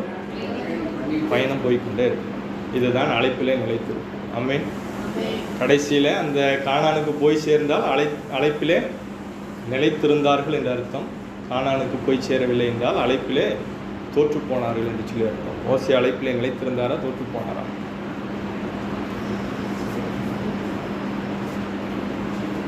பைபிளே தெரியாது இல்லையா? மோசே அழைப்பிலே நிலைத்திருந்தாரா, தோற்று போனாரா? தோற்று போனார். தோற்று போனாரா? எவ்வளோ பெரிய ஆள் தெரியுங்களா மோசே? தீர்க்கதரிசி, வீட்டில் எங்கும் உண்மை உள்ளவன், பூமியில் உள்ள மனிதர்களில் சார்ந்த குணம் உள்ளவன், தேவனை முகமுகமாய் கண்டவன் மோசையை போல ஒருவனும் மோசைக்கு முன்னாடி இல்லை, மோசைக்கு முன்னாடி இல்லை. ஆனாலும் என்ன செய்ய முடியல? அழைப்பில் நிலைத்திருக்க முடியவில்லை. யோசித்து பாருங்க. பயணம் என்ன, எப்படிப்பட்ட பயணம்? சாதாரண பயணம் இல்லை, கடினமான ஒரு பயணம். சின்ன தவறு போதும் வாழ்க்கையிலிருந்து வழி விலகி போய்விடுவோம். நம்முடைய இலக்கை நோக்கி லட்சியத்தை அடையாதபடிக்கு நம்முடைய லட்சியத்தை விட்டு நம்ம என்ன செய்து விடுவோம்? வழி விலகி போய்விடுவோம். ஆண்டவர் நமக்கு கொடுத்த அழைப்பிலிருந்து நம்ம வழி விலகி போய்விடுவோம். அப்போ நம்மளோட அழைப்பு என்ன என்று நாம் தெரிந்து கொண்டு அந்த அழைப்பை நோக்கி நம்ம என்ன செய்ய வேண்டும்? பரம அழைப்பின் பந்தய பொருளுக்கு என்ன செய்யணுமா? லக்கை நோக்கி ஓடணும். ஒரே ஒரு கவி மாத்து வாசிப்போமா? பரம அழைப்பின் பந்தய பொருளுக்காய் நான் லக்கை நோக்கி ஓடுகிறேன், ஓடுகிறேன், ஓடுகிறேன், என்னை சுகார் நான் ஓடுகிறேன், ஓடுகிறேன், நான் ஓடுகிறேன், என்னை சுகார் ஓடுகிறேன். ஹல்லேலூயா, ஹல்லேலூயா. அந்த பரம அழைப்பின் பந்தய பொருளை நோக்கி என்ன செய்யணும்? பொறுமையாக ஓடணும். இது வந்துட்டு 100 மீட்டர் ரேஸ் கிடையாது, வேகமாக ஓடி போகிறதுக்கு. என்னது? மாரத்தானை விடவும் மெதுவாக ஓட வேண்டிய ஒரு ரேஸ். பொறுமையாக ஓடணும். ஆமீன். பக்கத்தில் இருக்கிறவங்களை கையை பிடிச்சி சொல்லுங்க, பொறுமையாக ஓடுங்க, பொறுமையாக ஓடுங்க. ஆமீன். வேகமாக ஓடி போய் விழுந்துடாதீங்க. ஆமீன். வேகமாக ஓடி போய் என்ன செஞ்சிடக்கூடாது? நம்ம விழுந்துடக்கூடாது. ஓடுற போது என்ன செய்யக்கூடாது? நம்ம பராக்க பார்க்கக்கூடாது. அங்கே என்னது இருக்குது, இங்கே என்ன இருக்குது அப்படின்னு. அப்போ முன்னாடி இருக்கிற குழியை பார்க்காம என்ன செஞ்சுருவோம்? அவன் குழியிலே விழுந்துருவோம். இப்போ ஓடும்போது என்ன செய்யணும்? பொறுமையாக ஓடணும். நீ எங்கே ஓடுற அப்படின்னு பார்த்து என்ன செய்யணும்? ஓடணும். ஆமீன். சைடில் நல்லா அருமையாக தெரியும், ஆனால் அதெல்லாத்தையும் பார்த்து என்ன செஞ்சிடக்கூடாது? அவன் விழுந்து போய் விடக்கூடாது. ஆண்டவர் என்ன செய்கிறார்? மோசேயை பெயர் சொல்லி அழைத்தார். ஏசாயா 43ஆம் அதிகாரம் 1வது வசனத்தில் நாம் வாசிக்கிறதற்குபடி, யாக்கோபே, உன்னை சிருஷ்டித்தவரும் பயப்படாதே, நீ பயப்படாதே, நான் உன்னை என்ன செய்தேன்? பெயர் சொல்லி அழைத்தேன் என்று சொல்லி ஆண்டவர் என்ன செய்கிறார்? பெயர் சொல்லி அழைத்தார். அதில் 2வது வசனங்களை நான் வாசித்து பார்த்தோம் என்று சொன்னால், நீ தண்ணீர்களை கடக்கும்போது, நீ ஆறுகளை கடக்கும்போது, நீ அக்கினியில் நடக்கும்போது அக்கினி ஜுவாலை, இதெல்லாம் என்னது? வெகுமதி. என்னது? ஆமாம். ஆண்டவர் என்ன செய்கிறார்? உனக்கு பேர் சொல்லி அழைக்கிறார். போகிற வழியில் நிறைய பிரச்சனை வரும். தண்ணி என்ன செய்யும்? வரும். தண்ணியெல்லாம் வராமல் இருக்காது. செங்கடல்லாம் வந்து தான் ஆகும், யோர்தானா வந்து தான் ஆகும். நீ தண்ணீரை கடக்கும்போது நான் என்ன செய்வேன்? அவன் கூட இருக்கும். நீ ஆறுகளை கடக்கணும், ஆனால் அது உண்மையில என்ன செய்யாது? உரள்வதில்லை. ஏன்னா அது பின்னாடி 2ஆக என்ன செஞ்சோம்? ஆமாம், ரிவர்ஸில் அது ஓடிக்கிட்டு இருக்கும். உண்மையில என்ன செய்யாது? இவ்வளோ நாள் கரை உருண்டு ஓடி இருக்கலாம், ஆனால் இனிமேல் உண்மையில அது என்ன செய்யாது? நீ உன் கால் அங்கே பட்ட உடனே அது என்ன செய்யும்? அது பின்னாடி ரிவர்ஸ் அடித்து என்ன செய்யும்? ஓடும். ஆமீன். ஏன்னு சொன்னால், நான் உன்னோடு கூட, உன்னை வழி நடத்துகிற தெய்வம் உன்னோடு கூட, உன்னோட வாழ்க்கையின் எல்லா பயணத்தில் ஆண்டவர் தான் உன்னை அழைச்சார். ஆண்டவர் உனக்கு ஒரு லட்சியத்தை கொடுத்திருக்கிறார். ஆண்டவர் உனக்கு ஒரு தரிசனத்தை கொடுத்திருக்கிறார். நீ நடக்க வேண்டிய வழியை உனக்கு காண்பிக்கிறார். உண்மையில கண் வச்சு அவனை என்ன செய்கிறார்? ஆலோசனை சொல்லுகிறார். ஒவ்வொரு நாளும் பயப்படாதே, நான் உனக்கு துணை நிற்கிறேன் என்று சொல்லி உனக்கு கரம் பிடித்து நடத்துகிறார். ஒரு நாளும் உன்னை என்ன செய்ய போறதில்லை, கைவிட போவதில்லை. ஒரு நாளும் உன்னை விட்டு விலகுவது இல்லை. நீ பயப்பட வேணாம். நீ போகும்போது பயங்கர பள்ளமாக இருக்கே அப்படின்னு என்ன செய்ய வேணாம். நான் மரண இருளின் பள்ளத்தாக்கிலே நடந்தாலும் பொல்லாப்புக்கு பயப்படேன். தேவரீ, ஹல்லேலூயா, தேவரீ எத்தனை பேர் விசுவாசிக்கிறீங்க? நம்ம எங்க போயிட்டு இருந்தாலும் சரி, அந்த லட்சியத்தை நோக்கி நம்ம என்ன செய்யணும்? போயிட்டே இருக்கணும். மெதுவாக போவோம், அவசரமே இல்லை, பொறுமையாக என்ன செய்வோம்? ஓடுவோம். ஆண்டவர் என்ன செய்கிறார்? நம்மோடு கூட இருக்கிறார். நம்ம எந்த சூழ்நிலையில இருந்தாலும் சரி, இழப்புகளின் மத்தியில் என்ன செய்கிறார்? ஆண்டவர் நம்மோடு கூட இருக்கிறார். நமக்கு பிரியமான உறவுகள், நண்பர்கள் அநேகர் நம்ம இழக்கலாம். இழந்த போதில் ஆண்டவர் என்ன செய்கிறார்? நீ பயப்படாதே, நான் உனக்கு என்ன இருக்கிறேன். நம்ம நம்பி இருந்தால் அநேகர் நம்பி இருக்கலாம். இந்த காரியங்களுக்கு அவங்க நமக்கு உதவி செய்வாங்க, நம்முடைய லட்சியத்தை அடைவதற்கு அவர்கள் நமக்கு உதவி செய்வார்கள். ஆனால் அவர்கள் என்ன செய்ய மாட்டாங்க? பாதி வரைக்கும் கூட வரமாட்டாங்க. ஆனால் கடைசி வரைக்கும் யார் வருவாங்க? இயேசு வருவார். ஹல்லேலூயா. உன்னை காக்கும்படிக்கு நான் உன்னோடு கூட இருக்கிறேன். உன் அந்த லட்சியத்தை கொண்டு போய் சேர்க்கும் வரைக்கும் நான் உன்னை விட்டு விலகுவதும் இல்லை. நான் உனக்கு சொன்ன வாக்கு தத்தங்கள், உனக்கு கொடுத்த வாக்குகள் எல்லாவற்றையும் நிறைவேற்றுகிற வரைக்கும், நான் உனக்கு சொன்ன எல்லா காரியங்களையும் நிறைவேற்றுகிற வரைக்கும் உன்னை விட்டு ஒரு நாளும் நம்ம விட்டு என்ன செய்ய மாட்டார்? விலக மாட்டார். ஒரு நாளும் நம்ம என்ன செய்ய மாட்டார்? அவர் கைவிட மாட்டார். நம்மை கரம் பிடித்தவர் நடத்துகிற தெய்வமாக இருக்கிறார். மோசேயோடு கூட இருந்தார். ஆண்டவர் சொல்லுகிறார், யோசுவாவின் இடத்துல, நான் மோசேயோடு இருந்தது போல உன்னோடு கூட இருப்பேன். ஆமென். மோசேயோடு கூட ஆண்டவர் இருந்தார். மோசேக்கு நிறைய பிரச்சனைகள் வந்தது. எல்லா பிரச்சனைகளிலும் ஆண்டவர் என்ன செய்தார்? மோசேயோடு கூட இருந்தார். யாத்திரையாகமத்திலிருந்து நாம் வாசித்தோம் என்று சொன்னால், செங்கடல் வருது, இஸ்ரவேல் ஜனங்கள் என்ன செஞ்சாங்க? சண்டைக்கு வந்தாங்க. அடுத்தது சாப்பிட்றதுக்கு ஒன்றுமே இல்லை, உடனே என்ன செஞ்சாங்க? சண்டைக்கு வந்தாங்க. குடிக்கிறதுக்கு ஒன்றுமே இல்லை, உடனே மறுபடியும் சண்டைக்கு வந்தாங்க. தண்ணி இருக்குது, ஆனால் கசப்பாக இருக்குது, குடிக்க முடியல, உடனே என்ன செஞ்சாங்க? சண்டைக்கு வந்தாங்க. பாவம். மோசேனுடைய வாழ்க்கை எப்படி இருந்தது? ரொம்ப மோசமான ஒரு நிலைமையில தான் இருந்தது. ஆனாலும் ஆண்டவர் என்ன செய்தார்? மோசேயோடு கூட இருந்தார் என்று சொல்லி நம்ம வாசிக்கிறோம். எத்தனையோ சூழ்நிலைகள் இருந்தது. எல்லா சூழ்நிலையிலும் கர்த்தர் என்ன செய்தார்? மோசேயோடு கூட இருந்தார். என்னாகும் 11ஆம் அதிகாரத்தில் எடுத்துக்கொள்வோம். அநேக பிரச்சனைகளை தாண்டி ஒரு இடத்துல மோசேயினுடைய நிலைமை நம்ம வாசித்தோம் என்று சொன்னால் தெரியும். என்னாகும் 11ஆம் அதிகாரம் 11வது வசனத்திலிருந்து வாசிக்க கேட்போம். அப்பொழுது மோசே கர்த்தரை நோக்கி, நீர் இந்த ஜனங்கள் எல்லாருடைய பாரத்தையும் என் மேல் சுமத்தினால் உமது அடியானுக்கு உபத்திரவமும் வரப்படுகிறது என்று. இங்கே மோசே கோபத்தில் என்ன செய்கிறாரு? ஆண்டவர்கிட்ட, எனக்கு இவ்வளோ பெரிய உபத்திரவத்தை ஏன் கொடுத்தீங்க? உம்முடைய கண்களில் எனக்கு கிருபை கிடையாதே போனது என்ன அப்படின்னு சொல்லிட்டு கேட்குறாரு. ஆனால் இதே மோசே தான், உம்முடைய கண்களில் எனக்கு கிருபை கிடைத்தது என்று இதனாலே அறியப்படும், உம்முடைய சமூகம் எனக்கு முன்பாக வருவதனால தான் அப்படின்ட்டு ஆண்டவரும் என்னுடைய கண்களில் உனக்கு கிருபை கிடைத்தது அப்படின்னு சொல்லிட்டு, என் சமூகம் உனக்கு முன்பாக செல்லும், நான் உனக்கு இளைப்பாறுதலை தருவேன் என்று சொல்லி பகலிலே மேக சம்பமாக, இரவில் அக்னி சம்பமாக. ஆனால் இங்கே மோசே கோபத்தில் சொல்லுகிறாரு, உம்முடைய கண்களில் எனக்கு கிருபை கிடையாதே போனது என்ன? இவருடைய பிதாக்களுக்கு நான் ஆணையிட்டு கொடுத்த தேசத்துக்கு நீ இவர்களின் முளைங்கிற பாலகனை தகப்பன் சுமந்து கொண்டு போவது போல உன் மார்பிலே அணைத்து கொண்டு போ என்று நீ என்னோடே சொல்லும்படிக்கு இந்த ஜனங்களை எல்லாம் கர்ப்பம் தரித்து இவர்களை பெற்றது நானோ? ஆண்டவர்கிட்டே கேள்வி கேட்குறாரு. இதுகளெல்லாம் நானாக பெற்றேன் அப்படின்னு சொல்லிட்டு என்ன செய்கிறாரு? ஆமாம், இவங்களை எல்லாத்துக்கும் சோறு போடணும், இவங்க கறி வேணும்னு கேட்குறாங்க. இந்த வனாந்தரத்தில் நான் எங்கே போவேன் கறி வேணும்னு கேட்டால், இவங்கெல்லாம் எவ்வளோ திம்பாங்க தெரியுமா? எத்தனை லட்சக்கணக்கான பேர் இங்கே இத்தனை பேர் இருக்காங்க. இது வரைக்கும் இவங்க கறி வேறு பார்த்ததில்ல. கறியை பார்த்தா என்ன திம்பாங்க. இத்தனை பேருக்கு கறி வேணுமா? 30 நாளைக்கு கறி கொடுக்கணும்னு சொன்னால் நான் என்ன பண்ணுவேன் அப்படின்னு சொல்லிட்டு இவர் என்ன செய்வார்? குழம்பி தள்ளுகிறார். ஆண்டவரிடத்துல கேள்வி கேட்கிறார் மோசே. எத்தனை பேர் நாம் கேள்வி கேட்டுக்கொண்டிருக்கோம்? ஆண்டவரிடத்தில் எத்தனை பேர் கேள்வி கேட்டுக்கொண்டிருக்கோம்? விசுவாசிக்க முடியவில்லை. ஆண்டவர் அந்த லட்சியத்தில் நம்மை கொண்டு சேர்ப்பார் என்று சொல்லி நம்மளால் என்ன செய்ய முடியல? விசுவாசிக்க முடியவில்லை. அதனால கேள்வி, இது எப்படி நடக்கும்? வானத்தின் மதகுகளை திறந்தாலாவது இதெல்லாம் நடக்குமா அப்படின்னு சொல்லிட்டு என்னது, வனாந்தரத்தில் நீங்களாம் 30 நாள் நான்வெஜ் சாப்பிடுவீங்கன்னு சொன்னால் அப்புறம் மோசேக்கு என்ன ஆயிடுச்சு? டவுட் வந்துருச்சு. ஆமென். வனாந்தரத்தில் 30 நாள் என்ன சாப்பிடுவீங்க? இறைச்சி சாப்பிடுவீங்க அப்படின்னு ஆண்டவர் சொல்லுகிறார். நடக்குமா?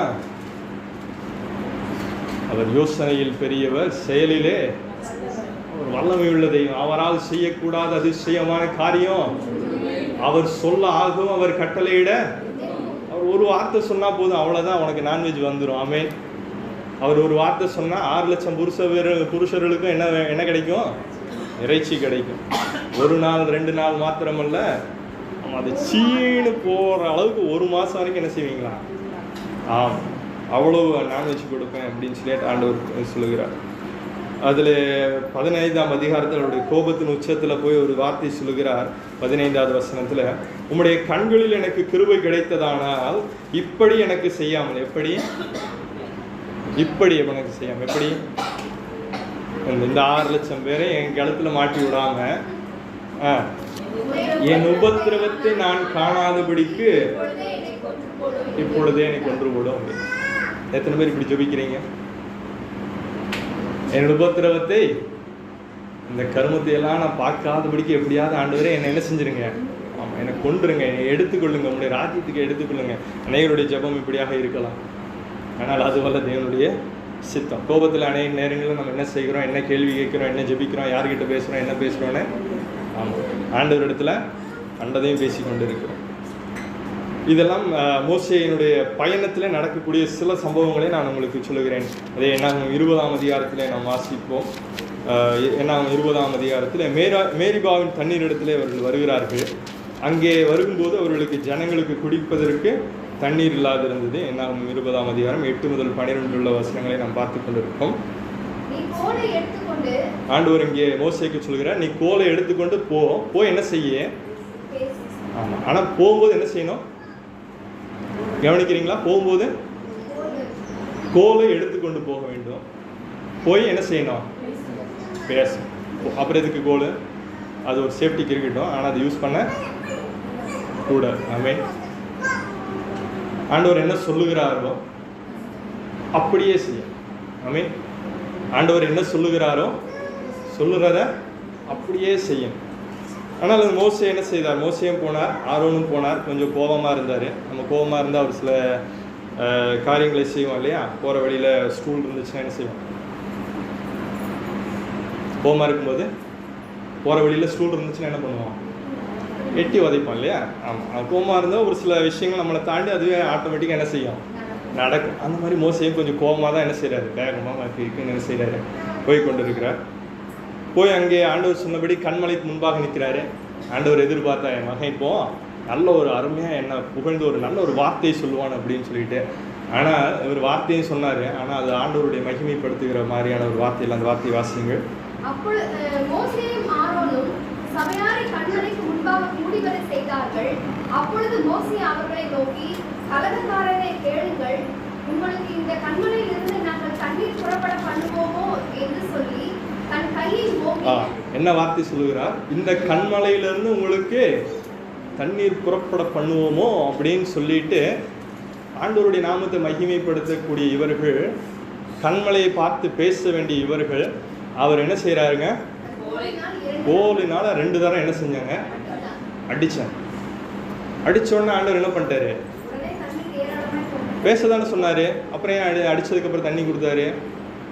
தப்பு பண்ணாலும் ஆண்டவர் என்ன செய்வார்? ஆமாம், ஒரு சில காரியங்களை ஆண்டவர் என்ன செய்வார்?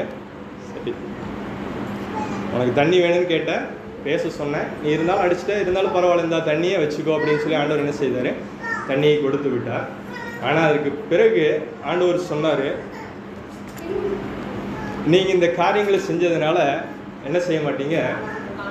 கானானுக்கு பிரவேசிக்க மாட்டீங்க அப்படின்னு சொல்லி மோசேக்கிட்ட ஆண்டவர் சொல்லுவார். இந்த காரியத்தை நீங்கள் செஞ்சதுனால கானானுக்குள்ள பிரவேசிக்க மாட்டீங்க அப்படின்னு சொல்லிட்டு ஆண்டவர் சொல்லுகிறார். ஏன் என்று சொன்னால் 12வது வசனத்தில், இஸ்ரவேல் புத்திரரின் கண்களுக்கு முன்பாக என்னை பரிசுத்தம் பண்ணும்படி நீங்கள் என்னை விசுவாசியாமல் போனபடியால் இந்த சபையாருக்கு நான் கொடுத்த தேசத்துக்குள் நீங்கள் அவர்களை கொண்டு போவது இல்லை. விசுவாசியாதபடினால் அநேக நேரங்களில் நம்முடைய வாழ்க்கையில் விசுவாசம் என்ன செய்கிறது? செத்து போயிடுது. அநேக அற்புதங்களை ஆண்டவர் செய்கிறார், அநேக அதிசயங்களை செய்கிறார், நம்ப முடியாத காரியங்களை செய்கிறார். அதையெல்லாம் சபையில் வந்து சாட்சியாக சொல்கிறோம். இன்றைக்கி நம்முடைய சபையில் அநேகர் சாட்சியாக நின்று சாட்சி சொன்னீர்கள். ஆனால் அதே சாட்சி நீங்கள் உபத்திரவப்படும் போது, நீங்கள் ஒரு பிரச்சனையில் இருக்கும்போது, ஆண்டவர் ஒரு உபத்திரவத்தின் பாதையில் உங்களை நடத்தும் போது எத்தனை பேர் விசுவாசத்தில் நிலைத்து இருக்கிறோம்? அந்த இடத்துல விசுவாசியாதபடினால நம்ம என்ன செய்கிறோம்? விழுந்து போய் விடுகிறோம். ஒரே ஒரு சின்ன ஒரு தவறு செய்து விட்டான். எத்தனையோ பிரச்சனைகளை தாண்டி வந்தான். தண்ணீர்களை கடக்கும் போது ஆண்டவர் கூட இருந்தார், நடந்து வந்தாங்க. ஆனால் ஒரு இடத்துல கர்த்தருடைய நாமத்தை மகிமைப்படுத்த வேண்டிய ஒரு இடத்துல, அவருடைய வார்த்தையில விசுவாச அறிக்கையாய் சொல்ல வேண்டிய ஒரு இடத்துல அவிசுவாசமான ஒரு வார்த்தைகளை சொன்னார். அவிசுவாசமான கிரியைகளை ஒரு மோசே நடப்பித்தார். அது நிமித்தமாக ஆண்டவர் சொன்னார், உங்களுக்கென்று நான் கொடுத்த அழைப்பில நீங்கள் நிலைத்திருக்கவில்லை, உங்களுக்கென்று நான் கொடுத்த லட்சியத்தை நோக்கி நீங்கள் உறுதியாய் நிற்கவில்லை, அதனால் அந்த லட்சியத்தை நீங்கள் அடைய முடியாது என்று சொல்லி ஆண்டவர் மோசேக்கும் ஆரோனுக்கும் சொன்னார். அதே 20ஆம் அதிகாரத்திலே ஆண்டவர் சொன்னார், ஆரோனை அழைத்து கொண்டு போ, அவனுக்கு நான் கொடுத்த ஆசாரிய வஸ்திரத்தை கலற்று, அவனுடைய நாட்கள் முடிந்து போனது என்று சொன்னார். ஆரோன் அங்கே மலையிலே ஜீவித்து போனான் என்று சொல்லி 20ஆம் அதிகாரத்தில் வாசிக்கிறோம். அதோடு முடியவில்லை. உபாகம் 34ஆம் அதிகாரத்திலே 4-5 வசனங்களை வாசித்தோம் என்று சொன்னால், கர்த்தர் மோசேயை என்ன செய்தார்? பிஸ்காவின் கொடுமுடியிலே ஏறி போக செய்து சுற்றி பார்த்தான். முதல் பெயர் சேவா மட்டும் யோர்தானுக்கு அப்புறத்தில் இருக்கக்கூடிய எல்லா பட்டணங்களையும் பாலும் தேன் மூடுகிற அந்த கானான் தேசம் அதோ உன் கண்களுக்கு முன்பாக இருக்கிறது, ஆனால் உன்னுடைய கால் அதை மிதிப்பதில்லை. ஆமென். உன்னுடைய கால் அதை மிதிப்பதில்லை. உபாகமம் 3ஆம் அதிகாரம் 25 முதல் 27 உள்ள வசனங்களிலே வாசித்து பார்த்தோம் என்று சொன்னால், அங்கே மோசே சொல்லுகிறார், ஜெபம் பண்ணுகிறார். என்னாகும் 20ஆம் அதிகாரத்தில் அவங்க தப்பு செஞ்சாங்க, ஆண்டவர் தண்டனை சொன்னார், நீங்கள் கானானுக்கு போக முடியாது அப்படின்னு சொல்லிட்டு. ஆனால் உபாகமம் 3ஆம் அதிகாரத்திலே மோசே ஜெபம் பண்ணுகிறார். ஆனால் அந்த ஜெபத்திற்கு ஆண்டவர் என்ன பதில் கொடுத்தார்? இந்த கர்த்தரோ உங்கள் நிமித்தம் என்மேல் கோபம் கொண்டு எனக்கு செவிகொடாமல் என்னை நோக்கி, போதும், நீ இந்த காரியத்தை குறித்து என்னோட பேச வேண்டாம், இந்த காரியத்தை குறித்து நீ என்னோடு பேச வேண்டாம் என்று சொல்லி ஆண்டவர் சொல்லுகிறார். நீ போய் அந்த பிஸ்காவின் கொடுமுடியிலே பார்ப்பா, ஆனாலும் அதுக்குள்ளே என்ன செய்ய மாட்டேன்? பிரவேசிக்க மாட்டா என்று சொல்லி ஆண்டவர் சொல்லுகிறார். இப்போ நம்முடைய அழைப்பு ஆண்டவர் என்ன கொடுத்திருக்கிறார்? அந்த அழைப்பில் நம்ம என்ன செய்ய வேண்டும்? உறுதியாக நிற்க வேண்டும். ஒரு சின்ன தவறு செய்தோம் என்று சொன்னால் அந்த அழைப்பில் நம்ம கடைசி வரைக்கும் போய் சுதந்திரித்துக் கொள்ள முடியாது. நம்முடைய அழைப்பு ஒவ்வொருவருக்கும் இந்த தேவன் ஒவ்வொரு அழைப்பை கொடுத்திருக்கிறார். அந்த அழைப்பை அறிந்து கொள்ளுங்கள், அந்த அழைப்பை நோக்கி என்ன செய்யுங்க, ஓடுங்க. இன்னும் அநேக அழைப்பை குறித்து ஏராளமான காரியங்கள் இருக்கிறது. ஆரோனை போல என்ன செய்யணும்? அழைக்கப்பட்டால் மாத்திரம்தான் ஓட முடியும். எல்லாரும் என்ன செய்ய முடியாது? அழைப்பில் ஓட முடியாது. இன்னும் அநேக காரியங்கள் இருக்கிறது. சாயங்கால கூட்டங்களில் இந்த காரியங்கள் எல்லாம் வச்சு நாம் தியானம் செய்ய போகிறோம். திருச்சபை விசுவாசிகள் யாவரும் இந்த மாலை ஆராதனையில் வந்து பங்கு பெறும்படி உங்களை அன்போடு அழைக்கிறேன். ஏராளமான காரியங்கள் இருக்கிறது. சில காரியங்களை மாத்திரம் நான் உங்களோடு கூட சொல்லியிருக்கிறேன். திருச்சபை விசுவாசிகள் யாவரும் தவறாமல் மாலை ஆராதனையில் வந்து பங்கு பெறும்படி உங்களை அன்போடு கூட அழைக்கிறேன். நம்ம யாவரும் எழுந்திருப்போமோ, இந்த நேரத்தில் தேவனுடைய சமூகத்தில் ஒப்புக் கொடுப்போமா? என்னுடைய அழைப்பு என்ன? தேவன் என்னை எதற்காக அழைத்திருக்கிறார்? எதற்காக என்னை முன்குறித்திருக்கிறார்? என்னுடைய அழைப்பு என்ன என்று சொல்லி தேவன் உங்களுக்கு வெளிப்படுத்தியிருப்பார். அவர் பெயர் சொல்லி அழைக்கிற தெய்வம், அழைப்பை வெளிப்படுத்துகிற தெய்வம், அந்த அழைப்பிலே நம்மை நடத்துகிற தெய்வம். ஆனால் அந்த அழைப்பில் நாம் உண்மையாக இருக்கிறோமா? நாம் விசுவாசத்தோடு இருக்கிறோமா? உறுதியாக நிலைத்திருக்கிறோமா என்று சொல்லி ஒரு விஷயம் நம்மை நாமே ஆராய்ந்து பார்ப்போம். கண்களை மூடி தேவனுடைய சமூகத்தில் ஒப்புக் கொடுப்போம். என்னுடைய அழைப்பில் நான் நிலைத்திருக்க எனக்கு உதவி செய்யுங்க என்பது. என்னுடைய அழைப்பில் இறுதி வரைக்கும் நான் நிலைத்திருக்க எனக்கு உதவி செய்யுங்க என்று சொல்லி தேவனுடைய சமூகத்தில் ஒப்புக் கொடுப்பேன். எந்த சூழ்நிலை வந்தாலும் நீர் என்னோடு கூட இருக்கிறீர் ஆண்டவரே. என்னுடைய எல்லா சூழ்நிலையிலும் நீர் என்னோடு கூட இருக்கிறீர். என்னுடைய லட்சியத்தை நான் அடைகிற வரைக்கும் நீர் என்னோடு கூட இருக்கிறீர்.